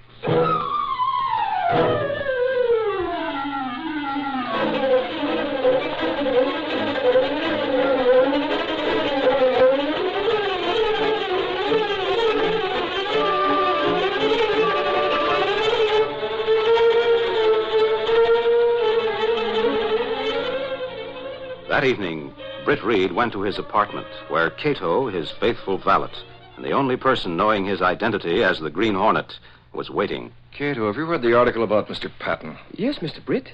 He's a very mysterious character. Yeah, Inspector Martin's watching his place. He must be under suspicion for some reason. You think Inspector arrest Mr. Patton? Well, Patton seems too clever to give reason for his arrest. They have to move carefully with a man of his influence and importance. Of course, with a definite reason, they could take him into custody. Sometimes complexities of laws interfere with the progress of justice, Mr. Britt. Sad, but true, Cato. What's that you have in hand, Mr. Britt? What? Oh, that. Well, that's a headache capsule Axford gave me. Got it at Patton's this afternoon. I didn't realize I'd taken it out of my pocket. Uh-oh. I crushed it. I guess Well, what is it, Mr. Britt? What you stare at? Cato, here in my hands is the reason why Patton should be taken into custody. That is part of the reason. The rest of the proof is still in his possession. Inside this was part of a plan in miniature. Someone not bound by complexities of law might get rest of proof. Such as the Green Hornet, is that it? You have quick perception, Mr. Britt. I'm sure now I have something tangible to go on. And Mr. Patton is one mystery I'd like to solve. Black Beauty's ready. Also gas gun and mask. Yeah, we're on the way right now. Patton will have a visitor at 9 o'clock, Axford said. I want to get there earlier. Come on, Cato. The Green Hornet's going against big game this time, and we don't dare miss our shots.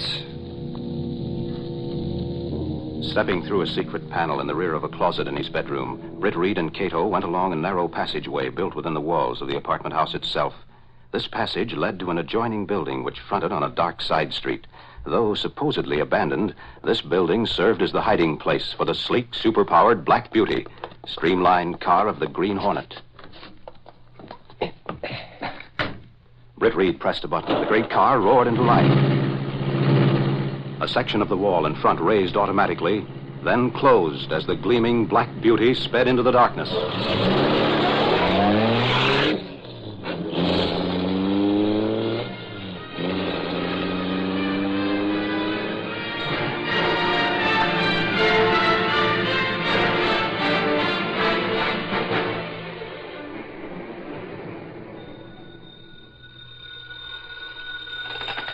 Hello, police headquarters. Hello, Sergeant Burke. Speaking. This is Inspector Martin.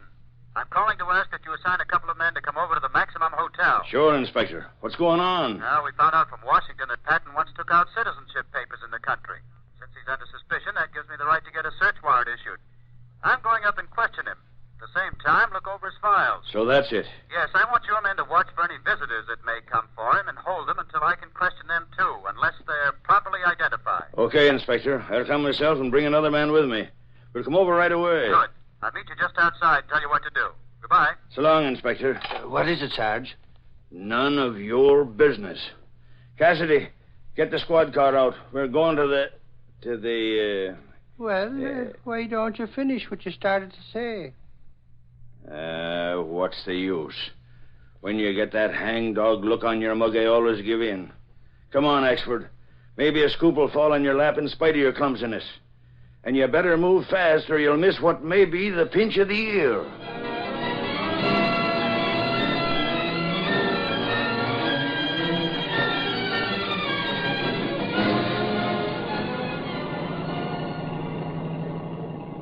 Carl, that car's been following us too long now. I don't like it. What are you going to do to get rid of him, Herr Wess? I will get rid of him. It may be that our car will be smashed in doing so. But I do not understand. Listen, it is important that I finish what we have begun with Herr Patton. I'm not due there until 9 o'clock. But I will change the time and go as soon as I stop that man from following us. I should be there by 8 o'clock. That man behind is not easy to lose, Herr Wess. Then we will stop him forcibly. You will turn quickly into the next street. Then start the car in reverse and we will jump out. Time it so that his car will smash into it. We will continue in a taxi. Turn here.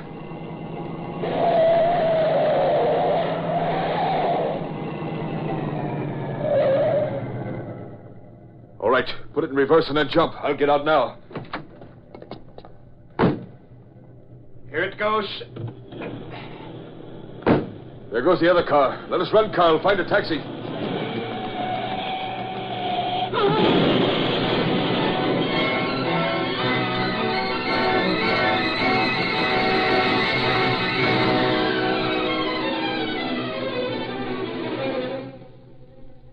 Meantime, Britt Reed and Cato arrived in the alley behind the Maximum Hotel, not knowing that Wessel had arrived early and that the federal man and police were on the way to Patton's place.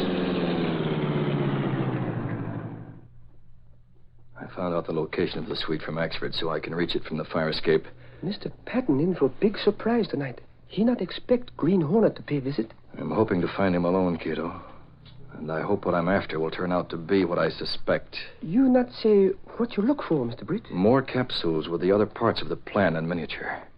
Each of many capsules probably contain a part of one big plan. Use of headache capsules very clever. Yes. But this time I think Patton is in for a headache he won't forget because of those capsules.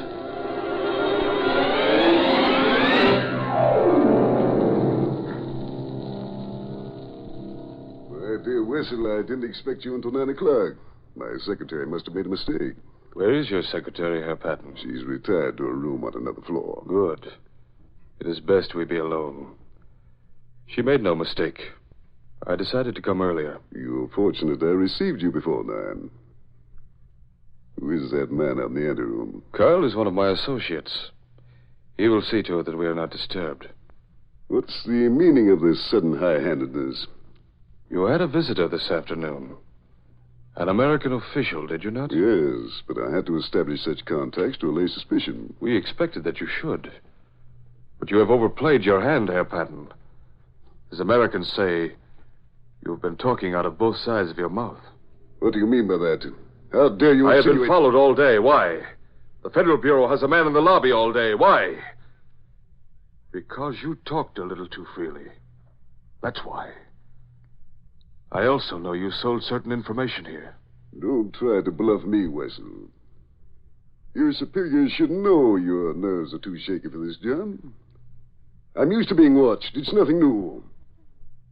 As for trying to bluff me into admitting anything, you don't know me very well. Patton, one of the so-called American officials who came here with credentials and to whom you offered to sell information was one of my clever operators, a Nazi agent in disguise. Impossible. You're still trying... Look, the same papers he showed you today, forged, of course. But you wouldn't know that. Look. So, you tried to trick me, huh, Wessel? I did trick you, Herr Patton. Oh, no, you didn't. I knew all the time he was your man. I'd let him on just to make you show your hand, Wessel. I shall most certainly report this when I return. But you will not return, my friend. Put away that gun, you fool. Patton, you are a man of steel nerve. I have to give you credit for that. But it will do you no good. Herr Patton, I am really going to shoot. No, you're not, Nazi. Hold it. A nice man. You are smarter than I thought, Patton. You have hired the notorious Green Hornet as a bodyguard. I'm not hired yet. But if it pays enough, it might be a good idea. I'm hiring you then at your own price. I always like my pay in advance. I have money in a drawer right here. Plenty of money on hand. Yes, I suppose you have a lot of payoffs in cash to put across your deals. Get the money out. Yes. $20,000. Thanks. Now, what do you want me to do? Eliminate this Nazi weasel? No, wait. I have money, too. I will pay you. Look, all this I have. Banknight. Thanks, I'll take it. Nice little haul. Okay, Patton, I'll stand by while you finish your business. As my bodyguard, why not? Now, Wessel, those plans you gave me in the capsule, I have here in my pocket. I shall go back and turn them over, not to your representative, but to the highest bidder among the officials in the neutral capital where I reside. You've been stupid. You are the stupid one. I still have the capsule with the plans right here, Herr Patton. I did not trust you, you see. I'll take that. Good work, Hornet. He should be worth what I paid you. Get him, Carl. I've got him. Good for you, Carl. You caught him unawares. Now we'll get through with Patton, and then we'll... Somebody shut out the lights? Yes, but that will not save you, my friend. Play with gun in dark, weasel. Swine, you will not get away. I'll find you. Here I am. See? There's my chance to get out of here. Not so fast, fella. Oh, good. Glad you're able to trip him. I've got you, though. You take this lug. Here's a flashlight. They all knocked out. Police coming, sound like. What you do? Opening these capsules, kiddo. There.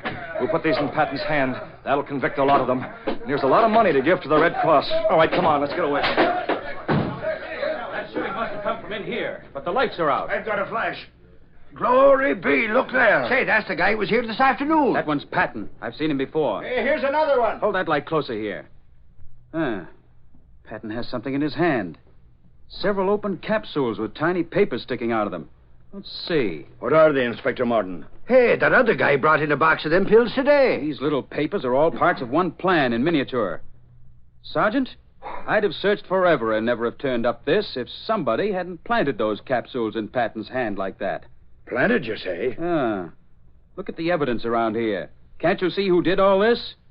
The Green Hornet. The Green Hornet? Say now, it could be at that. I'm sure of it. He was probably working along with Patton. But Patton crossed up the wrong man when he crossed that fella.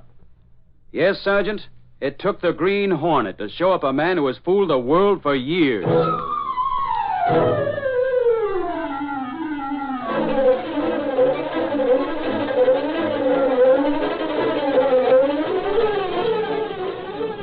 Let Gillespie, baseball, international banker convicted of treason. Green Hornet implicated in spying. Read all about it. Green Hornet still at large. Let Gillespie, baseball.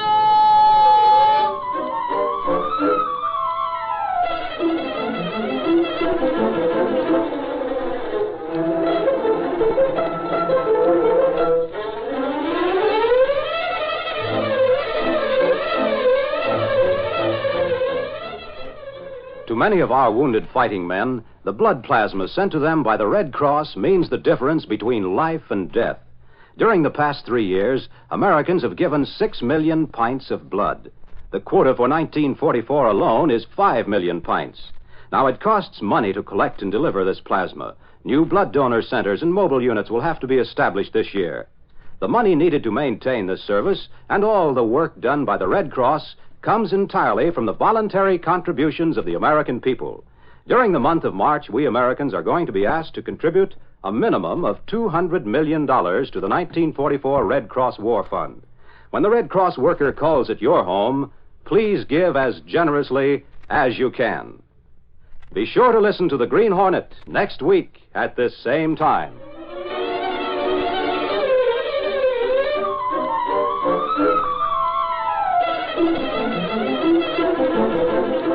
These copyrighted dramas originate in the studios of WXYZ Detroit. All characters, names, places, and incidents are fictitious. Bob Height speaking. This is the Blue Network.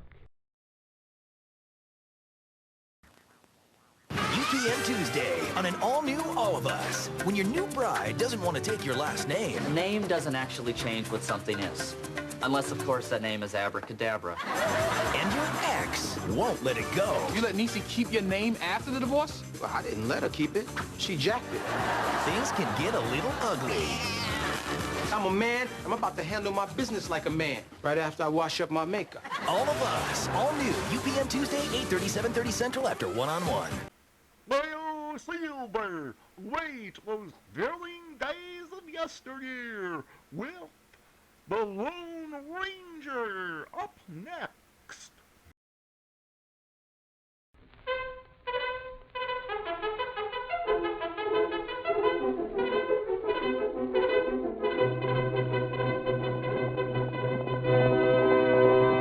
Hi-yo, Silver! Away! A fiery horse with the speed of light, a cloud of dust, and a hearty Hi-yo, Silver!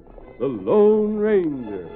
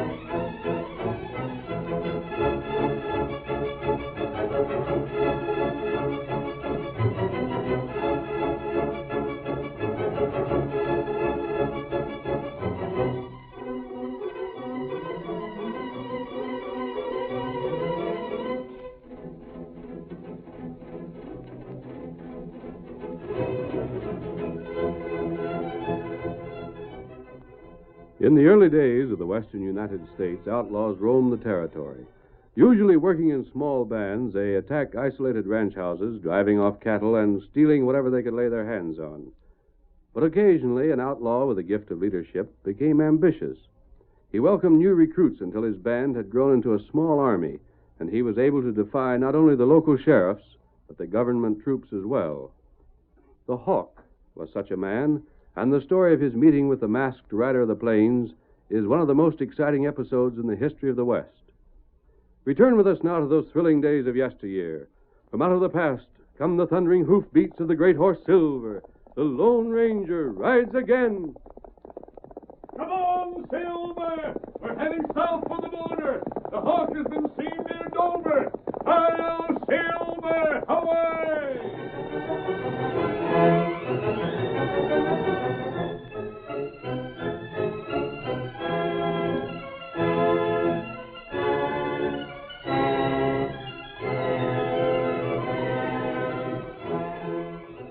Our story begins in the little town of Preston, where the Army post was located. Matt Badger, an engineer on the newly built railroad, is enjoying an evening at home and... Oh, it sure seems good having you at home at least one day a week, Matt. Sometimes I get so lonesome I wish you wasn't working for the railroad, even if it does pay so good. Bess, you ain't no more glad to see me here than I am to be here. But it ain't just being lonesome. If you was railroading back east where things were all safe and settled, I'd likely not mind so much. But here, with engines and hold-up men, and thinking of you in the cab of your engine, in the mountains with the canyon beside you, and you likely to run off the tracks. Oh, man, I can't sleep half the time for thinking of it. Now, honey, it ain't near as bad as you make out. And our boy talking of railroading all the time, saying he's going to be an engineer as soon as the company will take him on. He'll have to be a fireman first. That ain't no safer. Speaking of Dale, where is he tonight? Oh, land sakes, I never even thought to ask where he was going when he went out. Hey, folks, I just heard some news, big news. Dale, where have you been? Just down watching the train pulling from Dover. Your pa's been asking for you. Wait till I tell you what I heard. Reckon it ain't anything to make you so out of bread. It ain't. Well, just listen to this. The Hawk's on this side of the border. The Hawk? Him and all his men. They say there must be 200 or 300 of them. The worst scum in all the West. They ain't coming this way, are they? Now, don't you worry, Ma. They wouldn't do that with all the soldiers there is at the fort. Not them fellas. Nope. The word is they were seen heading for Dover. Good Lord. Oh, the poor folks up there. But what'd the Hawk cross the border for? He had a fight with the soldiers on the other side and lost. He came to this side to get away from them. Somebody ought to get that fella and string him up by the neck. He calls himself a general, don't he? He hires every border cutthroat and breed there is and calls it an army. But that don't keep him from being just a bunch of murdering outlaws. Just like calling himself a general don't keep him from being nothing but a low-down thief and killer. Yeah, you should see the stir down to the fort when the news came in. Is the major going after Yeah, him? you bet he is. He's got to. If the Hawk raids Dover, he'll wipe out the folks up there. They won't have a chance. But, son... Oh, no. Oh, dear, now what is Come in. Oh, howdy, Herb. Matt, grab your coat and hat. Huh? You and me are taking a train to Dover. I got steam up in the engine just waiting to pull out. But this is Matt's day off. Don't make no difference, ma'am. These are Army orders. We're hauling soldiers into the mountains so as they can get after the Hawk. You better hurry, Matt. Yeah, I'll do that. Oh, can I go with you? I should say you can't. But look here, maybe I could help you. I can handle an engine just as well as you can. Don't be pestering me. Bess, where's my hat? Here you are, Matt. Will we have to wait for the soldiers, Herb? They're loading now. Close to 500 of them. Golly, that's going to make a mighty hard pull up that mountain grade. It has to be done, Matt. You ready? Uh-huh. Goodbye, honey. We'll likely be back by tomorrow night. Oh, Matt, do take care of yourself. Bye, Pa. We better run, Matt. Yeah, come on. The major says we got to be in Dover by morning. That'll be it, sure. You got steam up, you say? Steam up and everything set. All you'll have to do, Matt, is open up the throttle. Gosh, you wasn't far wrong when you said there was going to be 500 soldiers going. The major's taking near every man he has in the fort. If they get the Hawk, it's a good thing. There's the major now. Hey, Major. Here's Matt. You ready to start? Get in your cab, men. We'll be ready in 30 seconds. I'll give the order to pull out. Climb in, Matt. Here, I'll give you a hand. This is going to be a ride to remember. Captain Beverly, tell those men to get in their car. Sergeant, see to those arms. You watching for the signal to highball? Uh-huh. The major sounds like he means business. And when he sounds like that, the Hawk had better watch out. Yeah. Matt, get going. Here we go. All set, Major? We're ready. Get over in a hurry. We'll do that same.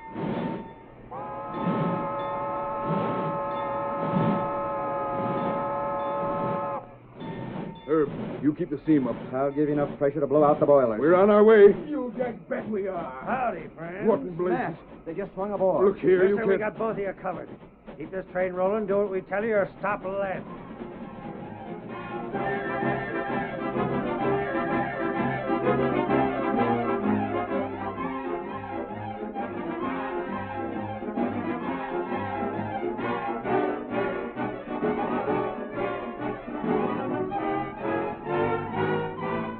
It was scarcely 15 minutes after the train had left town that young Lieutenant Rooney, in command at the fort, in the major's absence, was startled by the sound of loud voices outside his office. You can't tell me. What in blazes? Masked fellow, Don't try to stop me. Put down those guns. Not until you take me to Major Wilson. Major Wilson isn't here. Now get out before... Not here? Then where is he? You're one of the Hawks men. Quick, Lieutenant. Where's the Major? I'll tell you where he's gone, and there's nothing you can do to stop it. He's gone to wipe out your rotten bunch. To Dover. By train. And by heavens, when he gets there, your friends will pay for their murders. I'm not from the Hawks. Don't tell me that. I came here to warn Major Wilson of the Hawks' trap. You're planning I've been following the talk ever since he crossed the border, trying to learn his plans. Lieutenant, he has no more idea of attacking Dover than you have. That's a lie. We have information Which the Hawks supplied for his own reasons. It's a trick, Lieutenant. The Hawks sent only enough men toward Dover to frighten the people and make them think he was approaching with his full force. Then what are you Right doing? now, he's coming here by way of Eagle Pass with more than 200 men. I don't believe it. Listen to me. What reason would he have for attacking Dover? What he wants is arms and ammunition. With those, he can recross the border and fight the soldiers there on even terms. It seems impossible. He's clever. He knows he's not safe on this side of the border. He plans just one daring raid and then escape. But if that's true... It is true. What's more, the Hawk has sent 2 men here ahead of him. They probably came to look over the ground to see if their trick worked. Where are those men? We lost the trail once, but Tonto picked it up again just outside of town. He went into town to look for them while I came here. Tonto? An Indian, my friend. Then we'll pick up those men. If you've told the truth, the Major will have to be warned and brought back here. You say the Hawk is at Eagle Pass now? He is. Thank heavens there's still time for the soldiers to return. Orderly. Yes, sir. We'll have to get the We soldiers... got that news. What are you doing? Fellas, get way. The 2 men you followed? Me get there too late. Them on train. What's that? You saw them get on? Me not see 'em. Other fellas see 'em. Them getting engine. Major Wilson and the soldiers on that train with 2 of Hawk's men in the engine? But what can be done? If we knew their plans. Tonto. That train has to climb a steep grade to get to Dover. That's right. The train won't be able to travel at full speed. Scout could get you to Dover almost as soon as the train.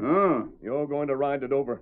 Perhaps the 2 men seen getting in the cab weren't the outlaws we followed. Tonto think them outlaws. I'm afraid they are. But if they aren't, if the soldiers arrive at Dover safely, give Major Wilson the message to return. Tonto do that. It'll be morning in a few hours. Lieutenant. Yes?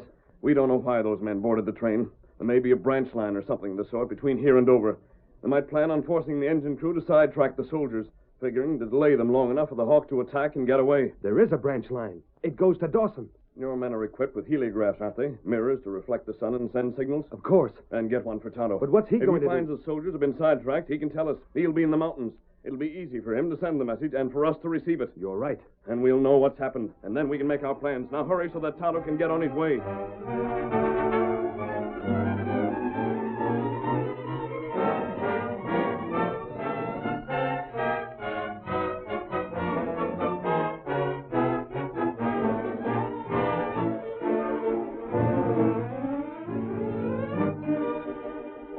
Through the long hours of the night, the train toiled up the steep ascent to Dover, the tracks winding between a sheer cliff on the one side and the drop of thousands of feet on the other.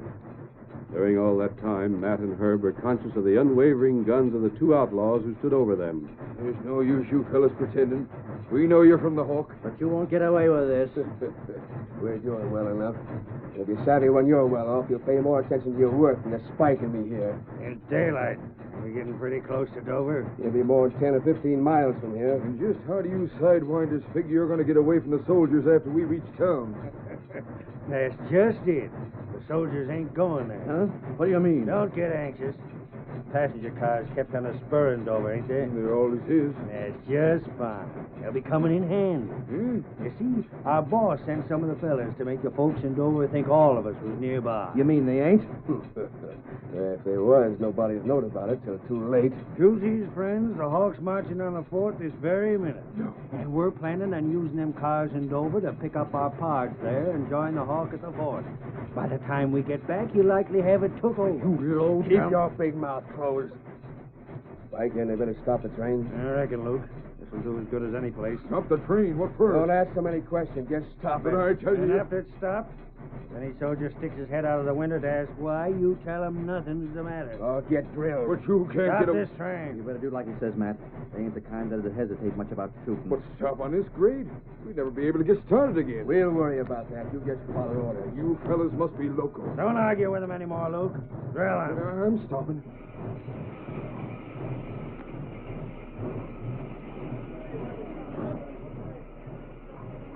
Stick your head out of the cab and tell them fellas nothing is wrong. Go ahead. Matt, what have you stopped for? Speak up. Ain't nothing, Major. We'll be on our way again in a minute. Very well, but don't delay us. Is he outside the train? No, he just shouted from the door back there. Good enough. Now climb out of this cab, you fellas. You just got one more thing for you to do, and you'll find that downright easy.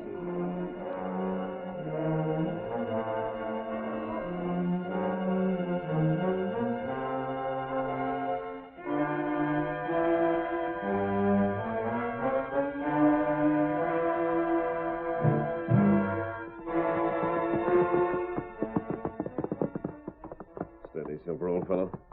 We should be getting Tonto's signal soon. If anything's delayed him... What's that? Light signals. Silver, old boy, it's Tonto.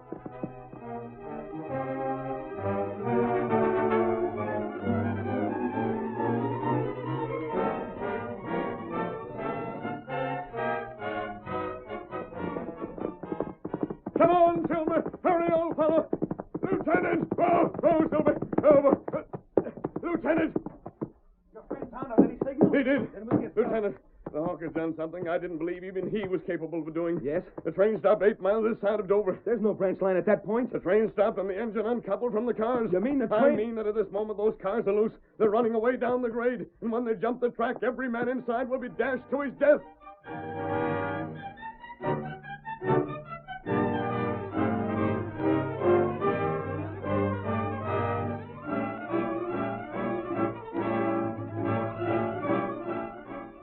The curtain falls on the first part of our thrilling Lone Ranger drama.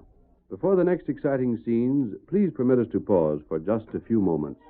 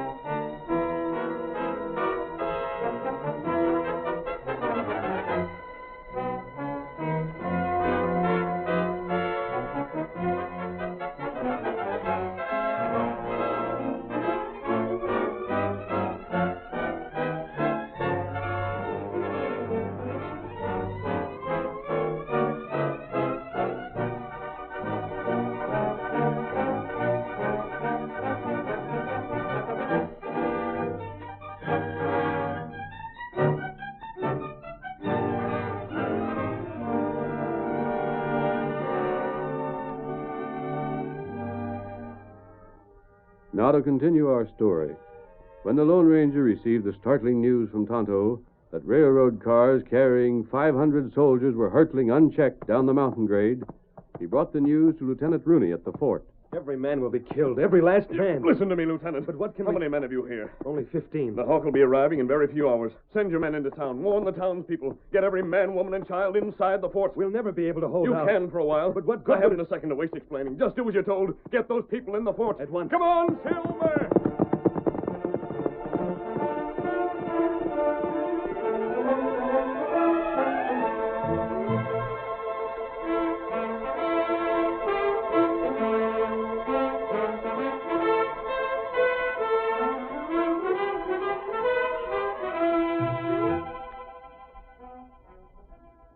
Have you heard any word about the soldiers yet, son? Not a word, Ma. Oh, I'm that worried I just can't sit still. Oh, now, shucks, there ain't no sense in that. I'd say the safest place to be is right where Pa is with the soldiers. And as for getting word, you know as well as I do, there can't be no word till the train gets back. I suppose I'm foolish. Of course you are. Now, what are you fixing for supper? Well, now, I ain't just decided yet. There's that... A masked man. Oh. Wait. Oh, my God. My son, leave me. Dale, what's he doing to You won't be harmed. Let me be. Let me go, you crook. You... Up with you. Help, it's a masked man. Come on, Silver. What's this for? What's the idea? I'm sorry I had to frighten your mother, Dale, but this is a matter of life and death. But what's the I was told you could run an engine. But sure I can, but not to help outlaws. No, to save the lives of 500 men. So what? Here we are. Oh, Silver. Over. Get down. This is the only engine here, and you're the only man who can run it. Now get in that cab.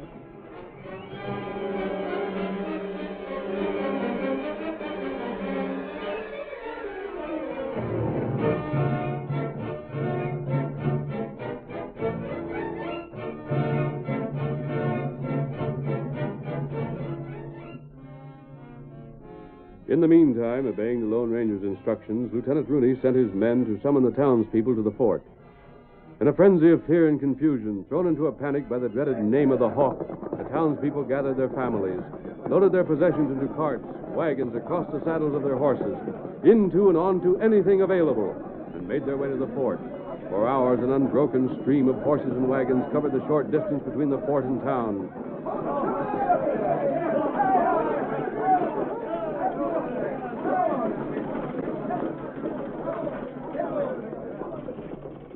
All was chaos at first inside the fort.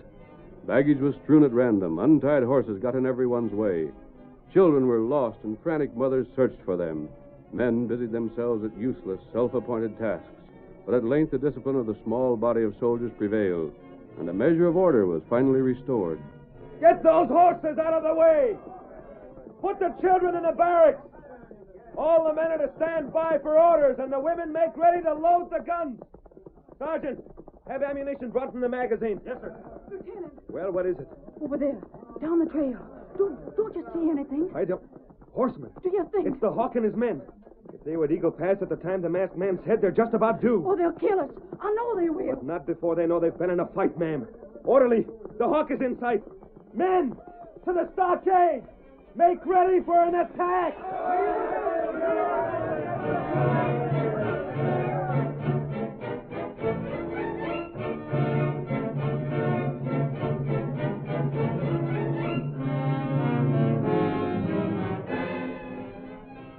With a head of steam in the boilers and with Dale at the throttle, the engine taken by the Lone Ranger raced from town and up the mountain grade. While he fed fuel to the blazing firebox, the Lone Ranger explained his purpose to the young man. So that's why you made me come along. Yes, Dale.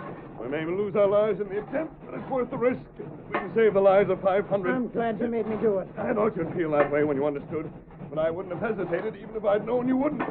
There's too much at stake. If only them cars don't jump the track before we can get to them. We can do nothing about that except hope. Stranger, do you think them crooks killed Pa and her? I don't know, but I do know this. Tonto was somewhere nearby, and if there was anything to prevent it, Tonto would have taken a hand. You said Tonto. Yes. I've heard that name before somewhere. Perhaps you have. But I can't just seem to place it. That doesn't matter now. All that counts is reaching those runaway cars as soon as we can. And with us going toward them and them coming toward us, if we don't see them in time and meet head on, there ain't likely to be enough of us left to know who we was.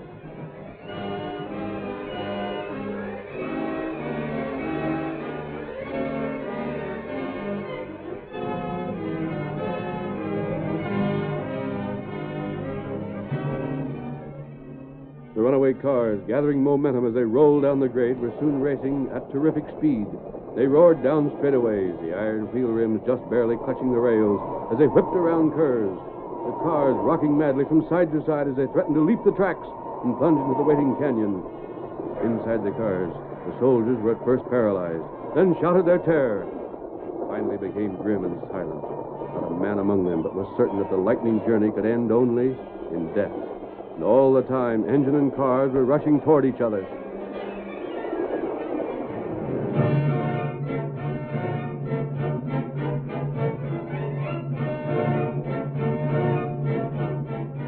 At the fort, too, the townspeople and the small body of soldiers, though prepared to sell their lives dearly, expected only death at the hands of the Hawk.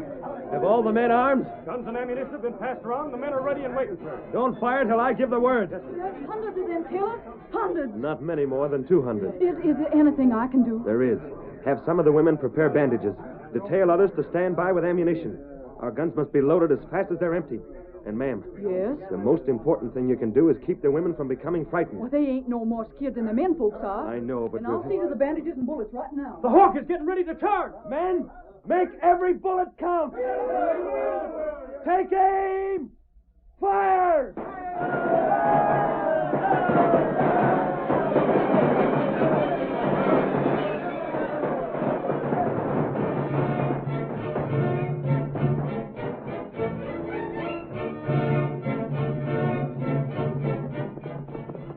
There's the fort, fellers. Don't pay no attention to their shooting. There's more than 10 of us to every soldier in there. And the townspeople don't count. Are you ready? Then come on. We'll wipe out the whole blasted bunch of them. Get up there.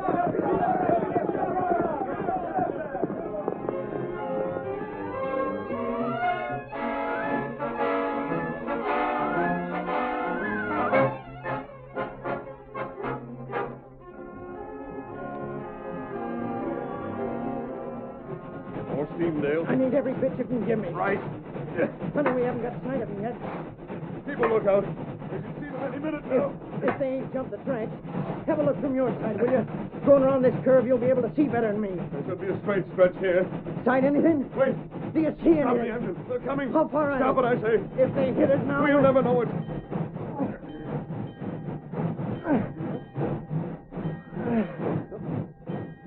There we are. Now back up. Head back toward town. Give me more steam. You'll get it.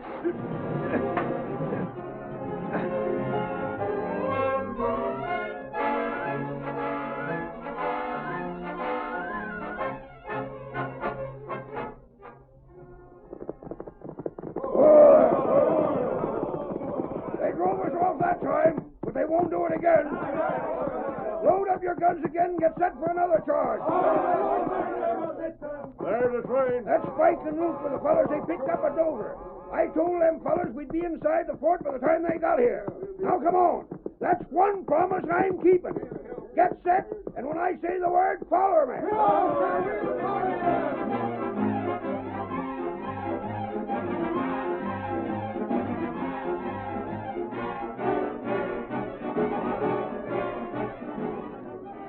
Just whistled. It sure was, sir.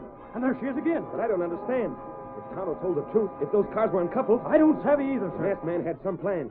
But I don't see what he could have done to prevent it. Well, we'll soon be knowing. The last whistle was for when the train reached town. And the Hawk is getting ready to attack again. Yeah, I'm afraid we won't be able to fight him off much longer. Well, we'll try. What are those people shouting about? I don't know, but I can...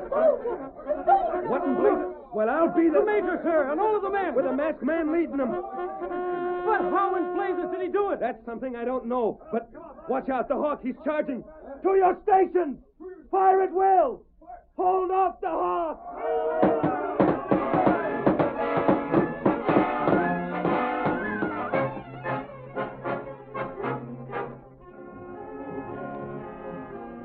Bewildered by the appearance of the soldiers they had thought dead, the outlaw army fell into confusion.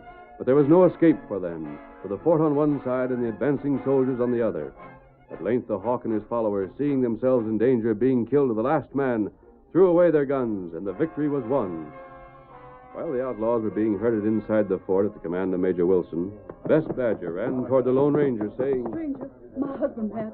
What's become of him? Where's he at? Is he killed? Steady, Silver. I'm sorry, I can't say. Oh, Dale, you're back. Wait, there's Tonto. Tonto? With two men. Kimosabe! Oh, Scout! Oh, Scout! Oh, Matt! Matt, it's you, honey. Pa, you're wounded. It ain't nothing much. It's just what them crooks done when me and Herb wouldn't uncouple the train like they told us. Why, they shot you? They shot me and knocked Herb out. Then the skunks let the cars loose and went on to Dover with the engine to get the rest of their parts. They seem to know how to handle the engine all right. You say they went after the men the Hawk sent to Dover? By golly, that's right. They was going to pick them up, then come back here. Major, Yes? This man has information that more of the Hawks men are coming here. They can only be a handful. They'll come by train thinking their friends have captured the fort. You can be prepared for them, and you'll have the last of the worst gang of killers this country has ever known. Thanks to you, stranger. But what I don't see is how you got us here alive. Dale deserves the credit for that. He can tell you about it better than I can. Dale? Son, did you have a hand in saving a soldier? I just done what the masked man told me. Yeah? We went up the tracks with another engine till we caught sight of the cars heading to town. Go on. Well, when we seen them, we stopped and started backing up just as fast as we could. We was only going about 4 or 5 miles slower than the cars was and in the same direction. So when they hit us, the bump didn't amount to much. Oh, son. Well, after that, there wasn't anything to it.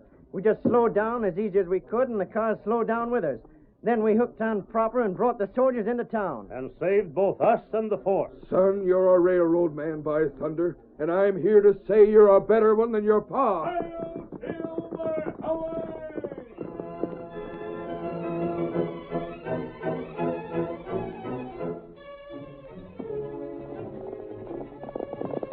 Come on, Silver! We're heading for Boonville! There's justice to be done!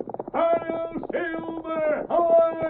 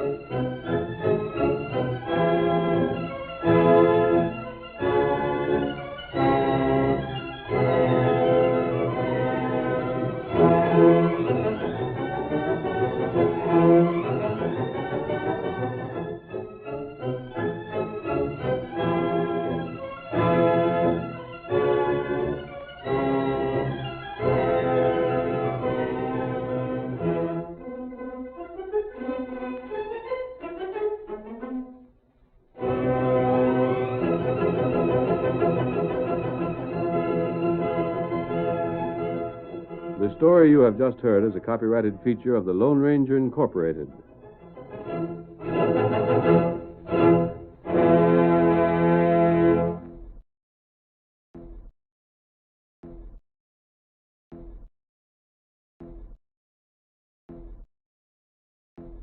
Time, Street Smarts has Island Castaways. What classic television character is known for wearing this outfit?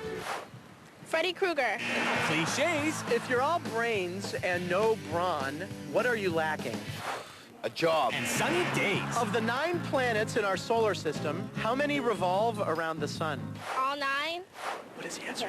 It's all 9. Yeah, that's right. You didn't know that one? Next, Street Smarts. Nights at 10 on UPN 45, Cable 4.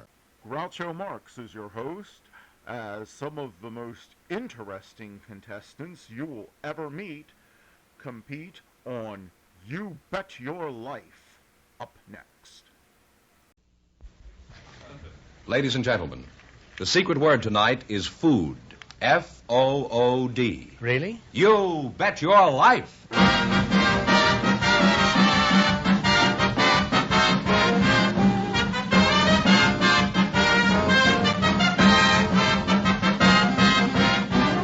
More than 3,000 DeSoto Plymouth dealers of America present Groucho Marx in You Bet Your Life, the comedy quiz series produced and transcribed from Hollywood. And here he is, the one, the only... I thought he went over the hill. Oh, that's me.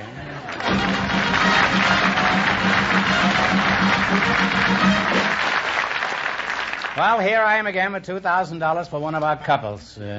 We invited some high school students to the program tonight, Groucho, and just before we went on the air, our studio audience selected Carol Jonke and Robert Kemp. And here they are. Kids, come on here and meet Groucho Marx.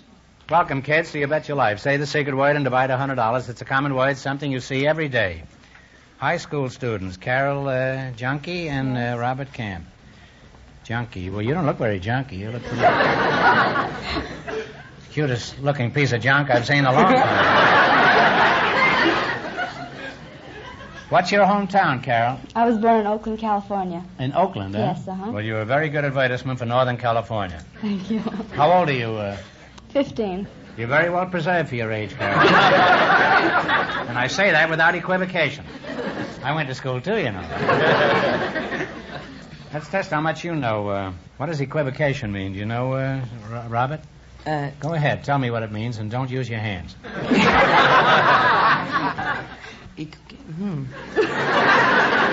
Robert, you've been sleeping in your English class again. And I say that without equivocation. How old are you, my lad? 17. 17, huh? Well, you don't look it. Are you from Oakland, too? No, I'm from London.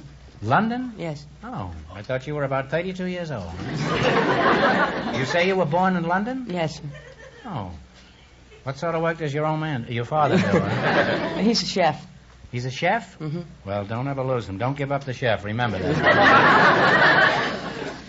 Well, it's nice to know what your father does. When somebody asks my little girl what her father does, she covers her face and runs for the cellar. What school do you go to, Bob? Hollywood High.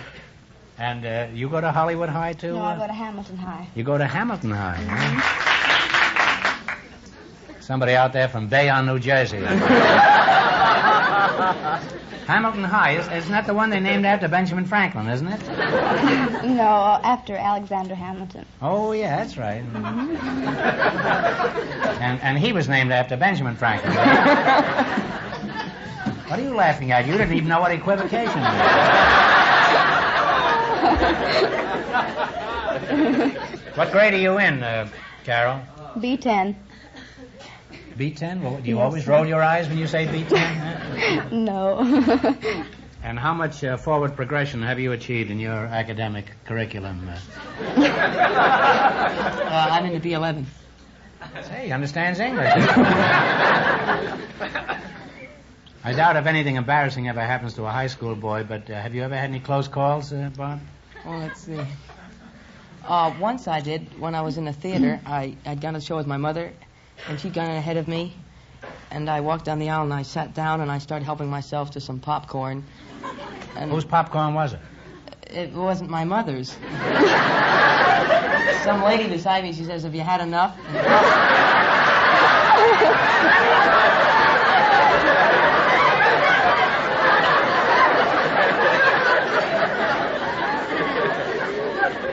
That's what they said when Truman ran it last time.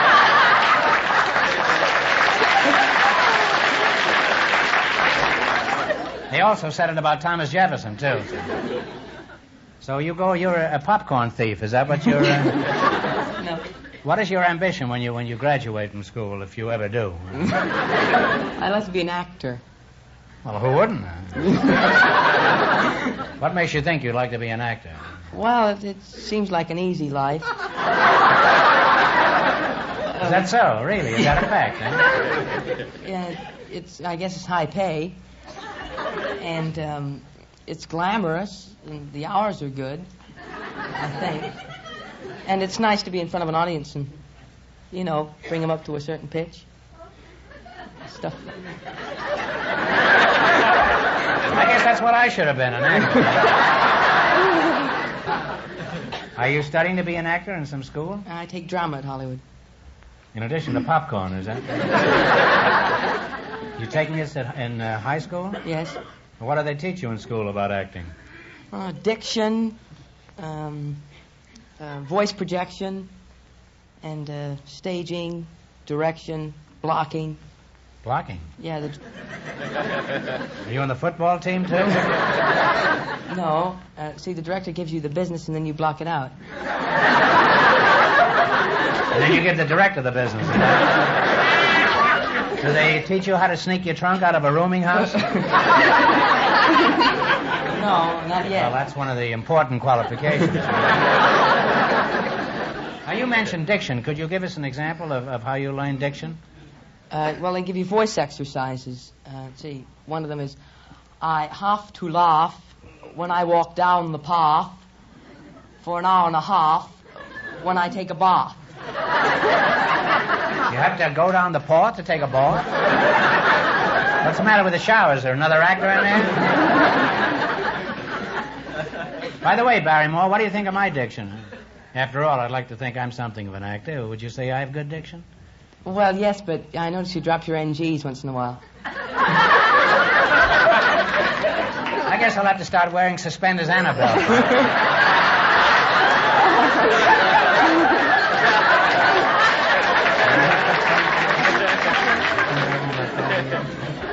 What about voice projection? Could you give us an example of voice projection?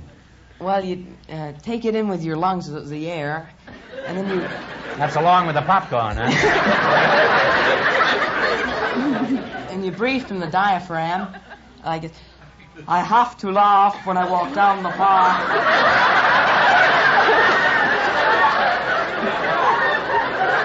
He may not be the best actor in town, but he's certainly going to be the cleanest.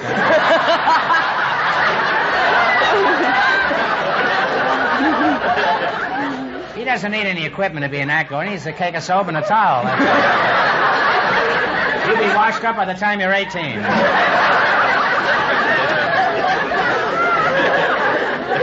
What about you, Carol? Do you engage in any underground activity at school? Like the drama? No, I'm in the Aeolian choir at school. You're in the Aeolian choir? Yes, that's well, right. Get out of it. That thing sounds bad enough already. I hear they've got mice in there. Now, just what is the Aeolian choir? You just made this up. Well, it's a musical organization. That's your story, huh? No. What are some of the songs you sing in this? Oh, we sing such songs as Stout-Hearted Men. As what? Stout-Hearted Men. You're pretty young for that, aren't you? And rounds. Rounds? Yes. What's a round besides Fenneman? Well, let's He's use... always around, huh? Let's use... He's the only square that's always around.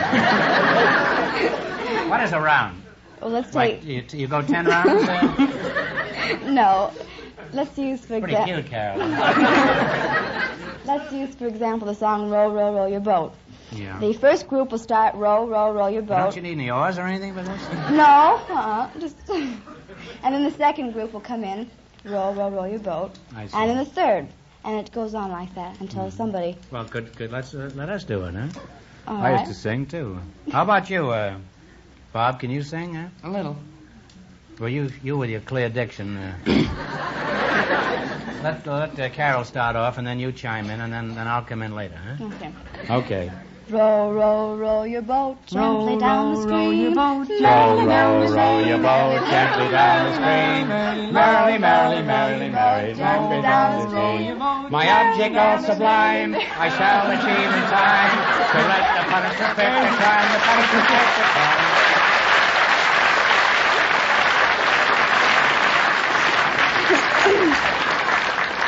Well, it's been right educational having you two kids here tonight.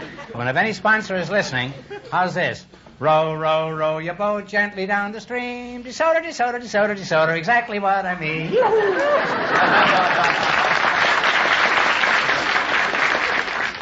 I don't get fired for that, nothing will do it. Now, in just 1 minute, you're going to play You Bet Your Life for a chance at the $2,000 question. But right now, I want you to pay close attention to this. It's designed for you and your budget, too. The beautiful new 1952 DeSoto. Count off all the great features of the new DeSoto. Oriflow shock absorbers for the smoothest ride on the road. Waterproof ignition to give you quick starts in even the wettest weather. Chair-high seats for a more relaxing ride and a good view of the road ahead. 12-inch safeguard brakes for safer, surer stopping. An independent handbrake that gives you 3 times the braking power of ordinary hand brakes. Sensational safety rim wheels to protect your family in case of blowout. Yes, friends, here's the car that gives you more for your money. More safety, more performance, more comfort, more driving pleasure than you've ever known. The exciting 1952 DeSoto. See it. Drive it. The new, the 1952 DeSoto. Now at your DeSoto Plymouth dealers. And remember, all dealers who sell DeSoto also sell Plymouth, the low-priced car most like high-priced cars.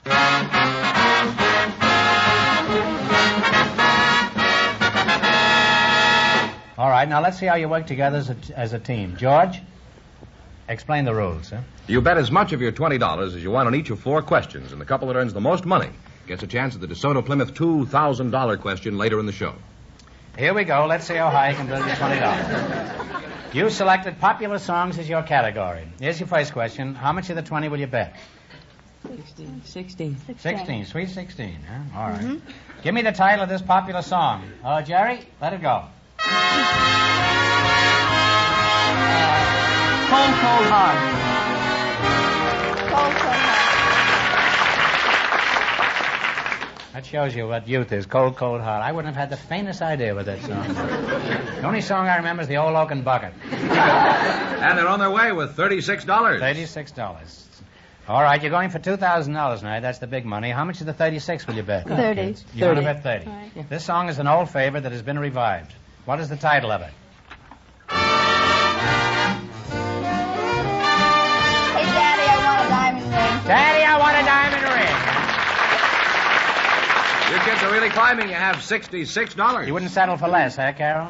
Here's your third question. How much of the 66 will you bet? 50. Okay. 63. How much? We'll How much? really go tonight. 63. 63. Play it, Jerry. I get ideas. I get ideas. Or adios, muchacha. Now they have $129. Here's your last chance to beat the other couples. How much will you bet? Oh. You got 129 smackers. See if you can identify this one. 120. 120. Okay, Jerry. Because of you. Oh, they don't give you a chance. That's it, Bobby. And you wind up with $249. $249. Thanks and good luck from the DeSoto Plymouth dealers. They're really cute, those kids, weren't they? Folks, several weeks ago, Tom and Nadine Snodgrass were contestants on our show. I'm sure many of you remember them. They were the young couple that went broke in the quiz because they didn't know the location of the resort city of Sarasota. Well, since then, there have been some developments, so we invited them back here again tonight. And here they are, Mr. and Mrs. Tom Snodgrass.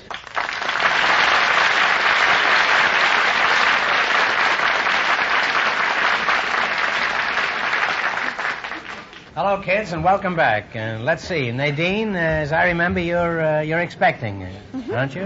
When is the date again? April. April. Well, how do you feel? Just fine, thank you. Good. Well, you look great. Thank you. Tom, you know, we never had anyone back again once they've been up here, and I'm curious, what were some of the reactions to your appearance on the show? We really had a good time. All the friends phoned us up, told us. Did you have any after you'd appeared on the show? Oh, yeah. Well, then you're quite a celebrity now, huh? You and the missus, huh? I think the nicest thing that happened was that my mother hadn't seen me for 5 years, and she'd never met Tom. She saw us on television and said it was just like seeing us in person. She's awesome, Chicago.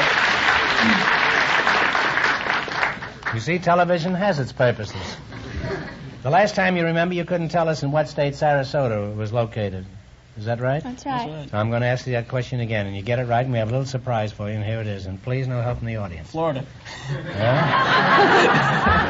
Now, I'm going to ask you the question. In what state is Sarasota, Florida? Florida. Florida's right, and now for the interesting part. I got a letter here from Todd Swam, manager of the Sarasota Chamber of Commerce, and this is what he wrote. He says, just so you'll always know where we are, the city of Sarasota, Florida, invites you to be our guest for a 1-week, all-expense vacation, including round-trip air transportation. You'll visit the Ringling Brothers and Barnum and Bailey Circus winter quarters and the Sarasota Jungle Gardens. And during your stay, you'll have at your disposal a personal automobile, DeSoto, of course, compliments of the local DeSoto Plymouth dealer.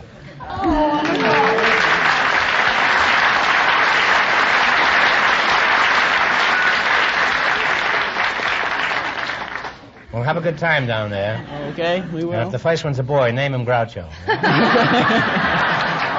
Imagine going through life as Groucho Snodgrass.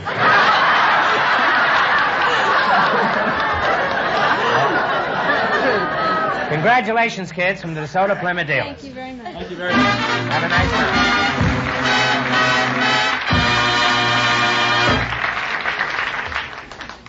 Just a minute, George. Before we go on, I have a note here that I have to read. This is just to remind me to thank the radio and television editors of the United States. It seems they voted our show the best of its kind for 1951 in the poll conducted by Radio and Television Daily.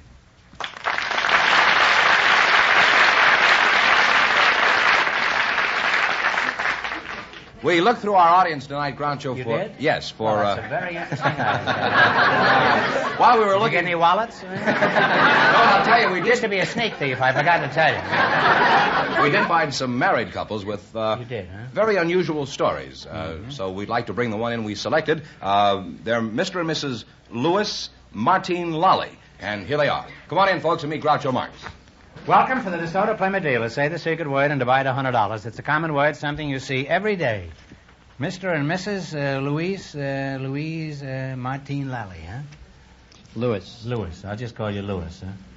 And Mrs. Martine Lally, huh? What shall I call you? Bernice. Bernice? Uh-huh. What is this Martine Lally? Why isn't it Martin? Well, it is Martin, except it has an E added to make it Martine. Why don't you add an olive and make it martini? I hadn't thought of it. Where you from, Lou? Well, I was born in Vancouver, Washington. How old are you? 44, sir. And you, Bernice? We're the same age. And where's your hometown, Bernice? London, Kentucky. London is in Kentucky now? Those English, they're exporting everything. I remember when London was in the tight little isle. Huh? Where's London, Kentucky? Oh, it's Probably in Virginia. It's in southeastern Kentucky, sir. It's in Kentucky? Oh, yes. Well, that's surprising. It's about halfway between the bluegrass and the mountains. How did you two meet? Well, He chasing you through the bluegrass? well, we were both in the Army. You were in the Army? Yes, I was a captain, and he was a private. And being an attorney, I was assigned to the Judge Advocate General's You Department. were an attorney? Yes, a sir. hillbilly lawyer? Huh? Yes, sir. I was a legal assistance officer, and he came in my office for legal advice. I thought I'd solved his problem, but he kept coming back.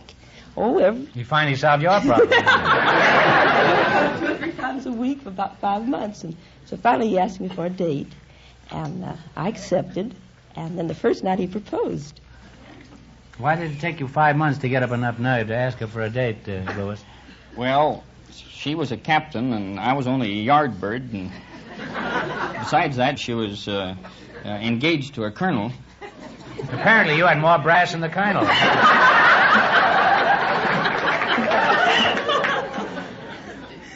What sort of work do you do, Louis? Well, before the war, I was an electrical engineer, and then when I married a lawyer, I went to law school after getting out of the Army so I could get a law degree and win some of the arguments. And then I was a manager of some of the governorship and the senatorial campaigns for the Democrats up in the state of Oregon. Well, what are you doing now, Louis? Well, my wife and I are on a world tour, sir. Really? In times like this? Isn't that pretty risky? How are you traveling? Is Brinks taking you around in an armored car?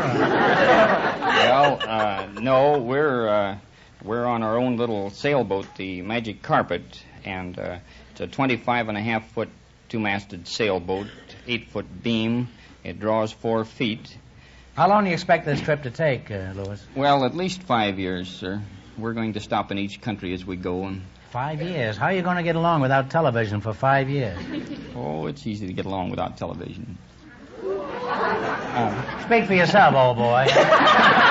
Pardon me.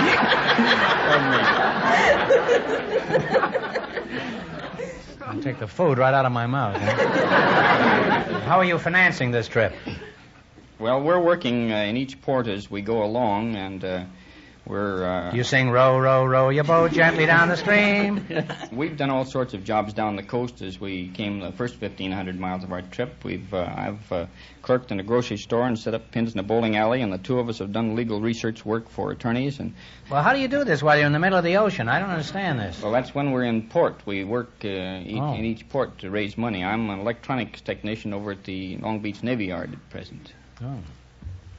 Well, that sounds very interesting. Tell us some more about your trip. What's your itinerary like? Well, you tell them. May I tell them? Sure. I want to talk a little bit. Okay. Captain. Oh, our next hop will be about 4,000 miles down to the South Pacific. Oh. And then we're going to Tahiti and Samoa and Thailand. And then we intend to visit the religious centers, Mecca, and Jerusalem, and Rome, and up the north We'll coast. go into Delhi, India, and we had thought of going to Tibet, but that seems to be pretty well out, too. Well, you'll go to bed at night, won't you?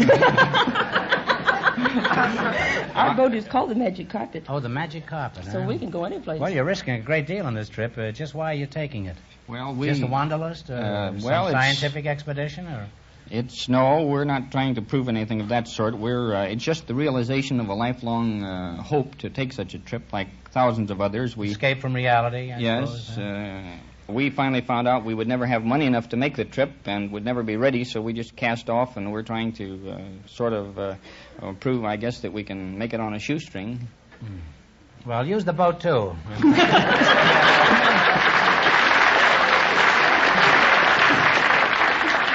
Well, you're a couple of free souls, and you deserve great admiration for what you're doing. Thank you, sir. And I'm sure we all wish you the best of luck, and maybe when you come back, you can come and see us again and tell us about your trip. Yes, we will. It's people like you who made Columbus what he is today. Really. Third largest city in Ohio.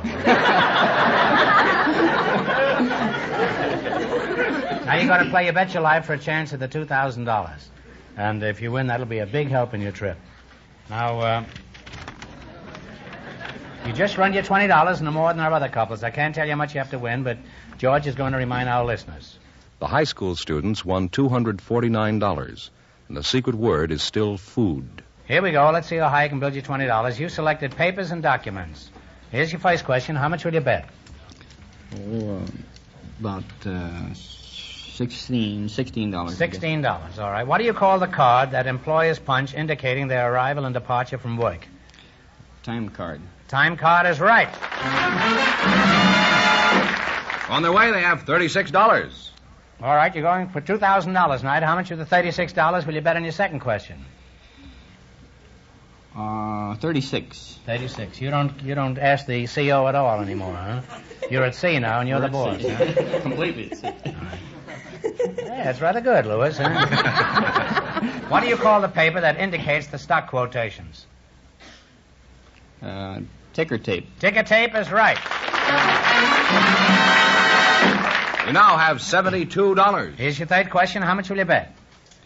73. I mean, 72.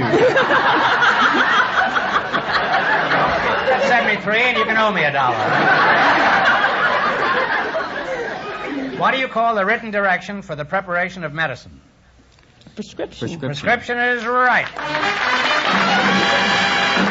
You now have $144. And here's your last chance to beat the other couples. How much of the 144 you bet? It's all yours, sir. No, it's all yours. 144? Right. Yes, sir. What do you call the paper that is a written acknowledgement that you have received something? A receipt. A receipt is right. And you'll wind up with $288, and that means that you people get the chance at the DeSoto Plymouth $2,000 question in just 1 minute. Thank you, sir.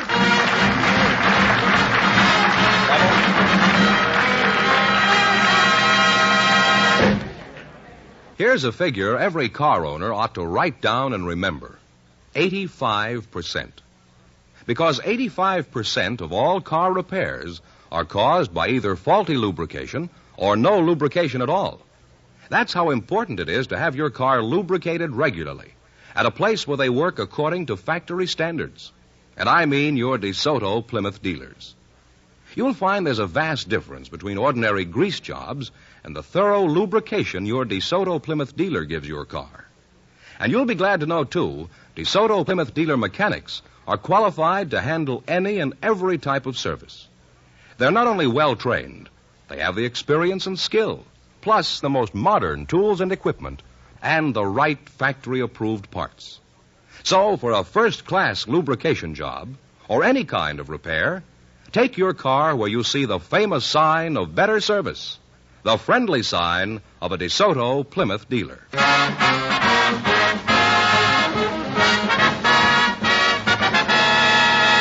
And now here are the Martine Lollies, the winning couple, all set for the DeSoto Plymouth $2,000 question, Groucho. Well, here's your chance for a free trip around the world.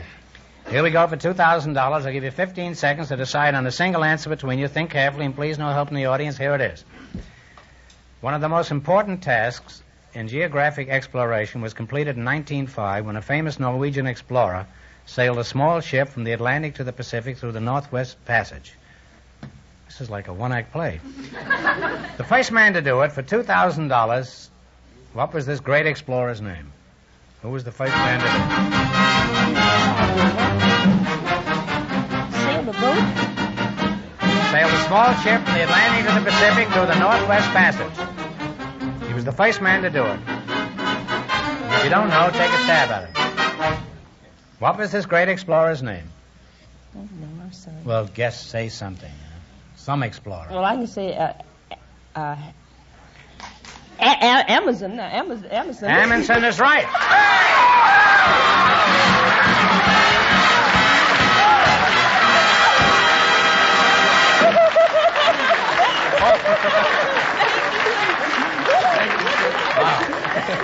Raoul Amundsen is right. You win $2,000.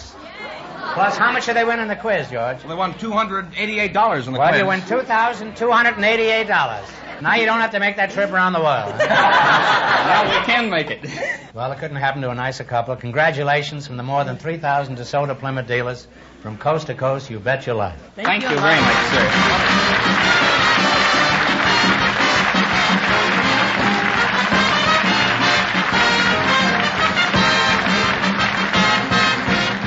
Be sure to tune in again next Wednesday night at the same time for the Groucho Marx Show, when the big question will be worth $1,000.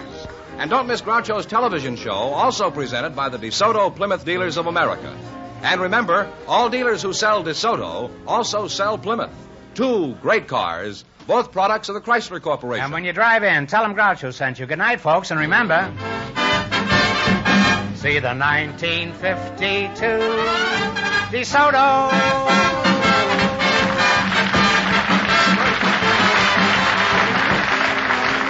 Folks, here's a reminder from the National Safety Council. Caution, control, and courtesy are the ingredients that add up to traffic safety. You Bet Your Life, transcribed from Hollywood, is produced by John Goodell, directed by Robert Dwan and Bernie Smith, music by Jerry Fielding. This is George Fenneman signing off for the more than 3,000 DeSoto Plymouth dealers from coast to coast.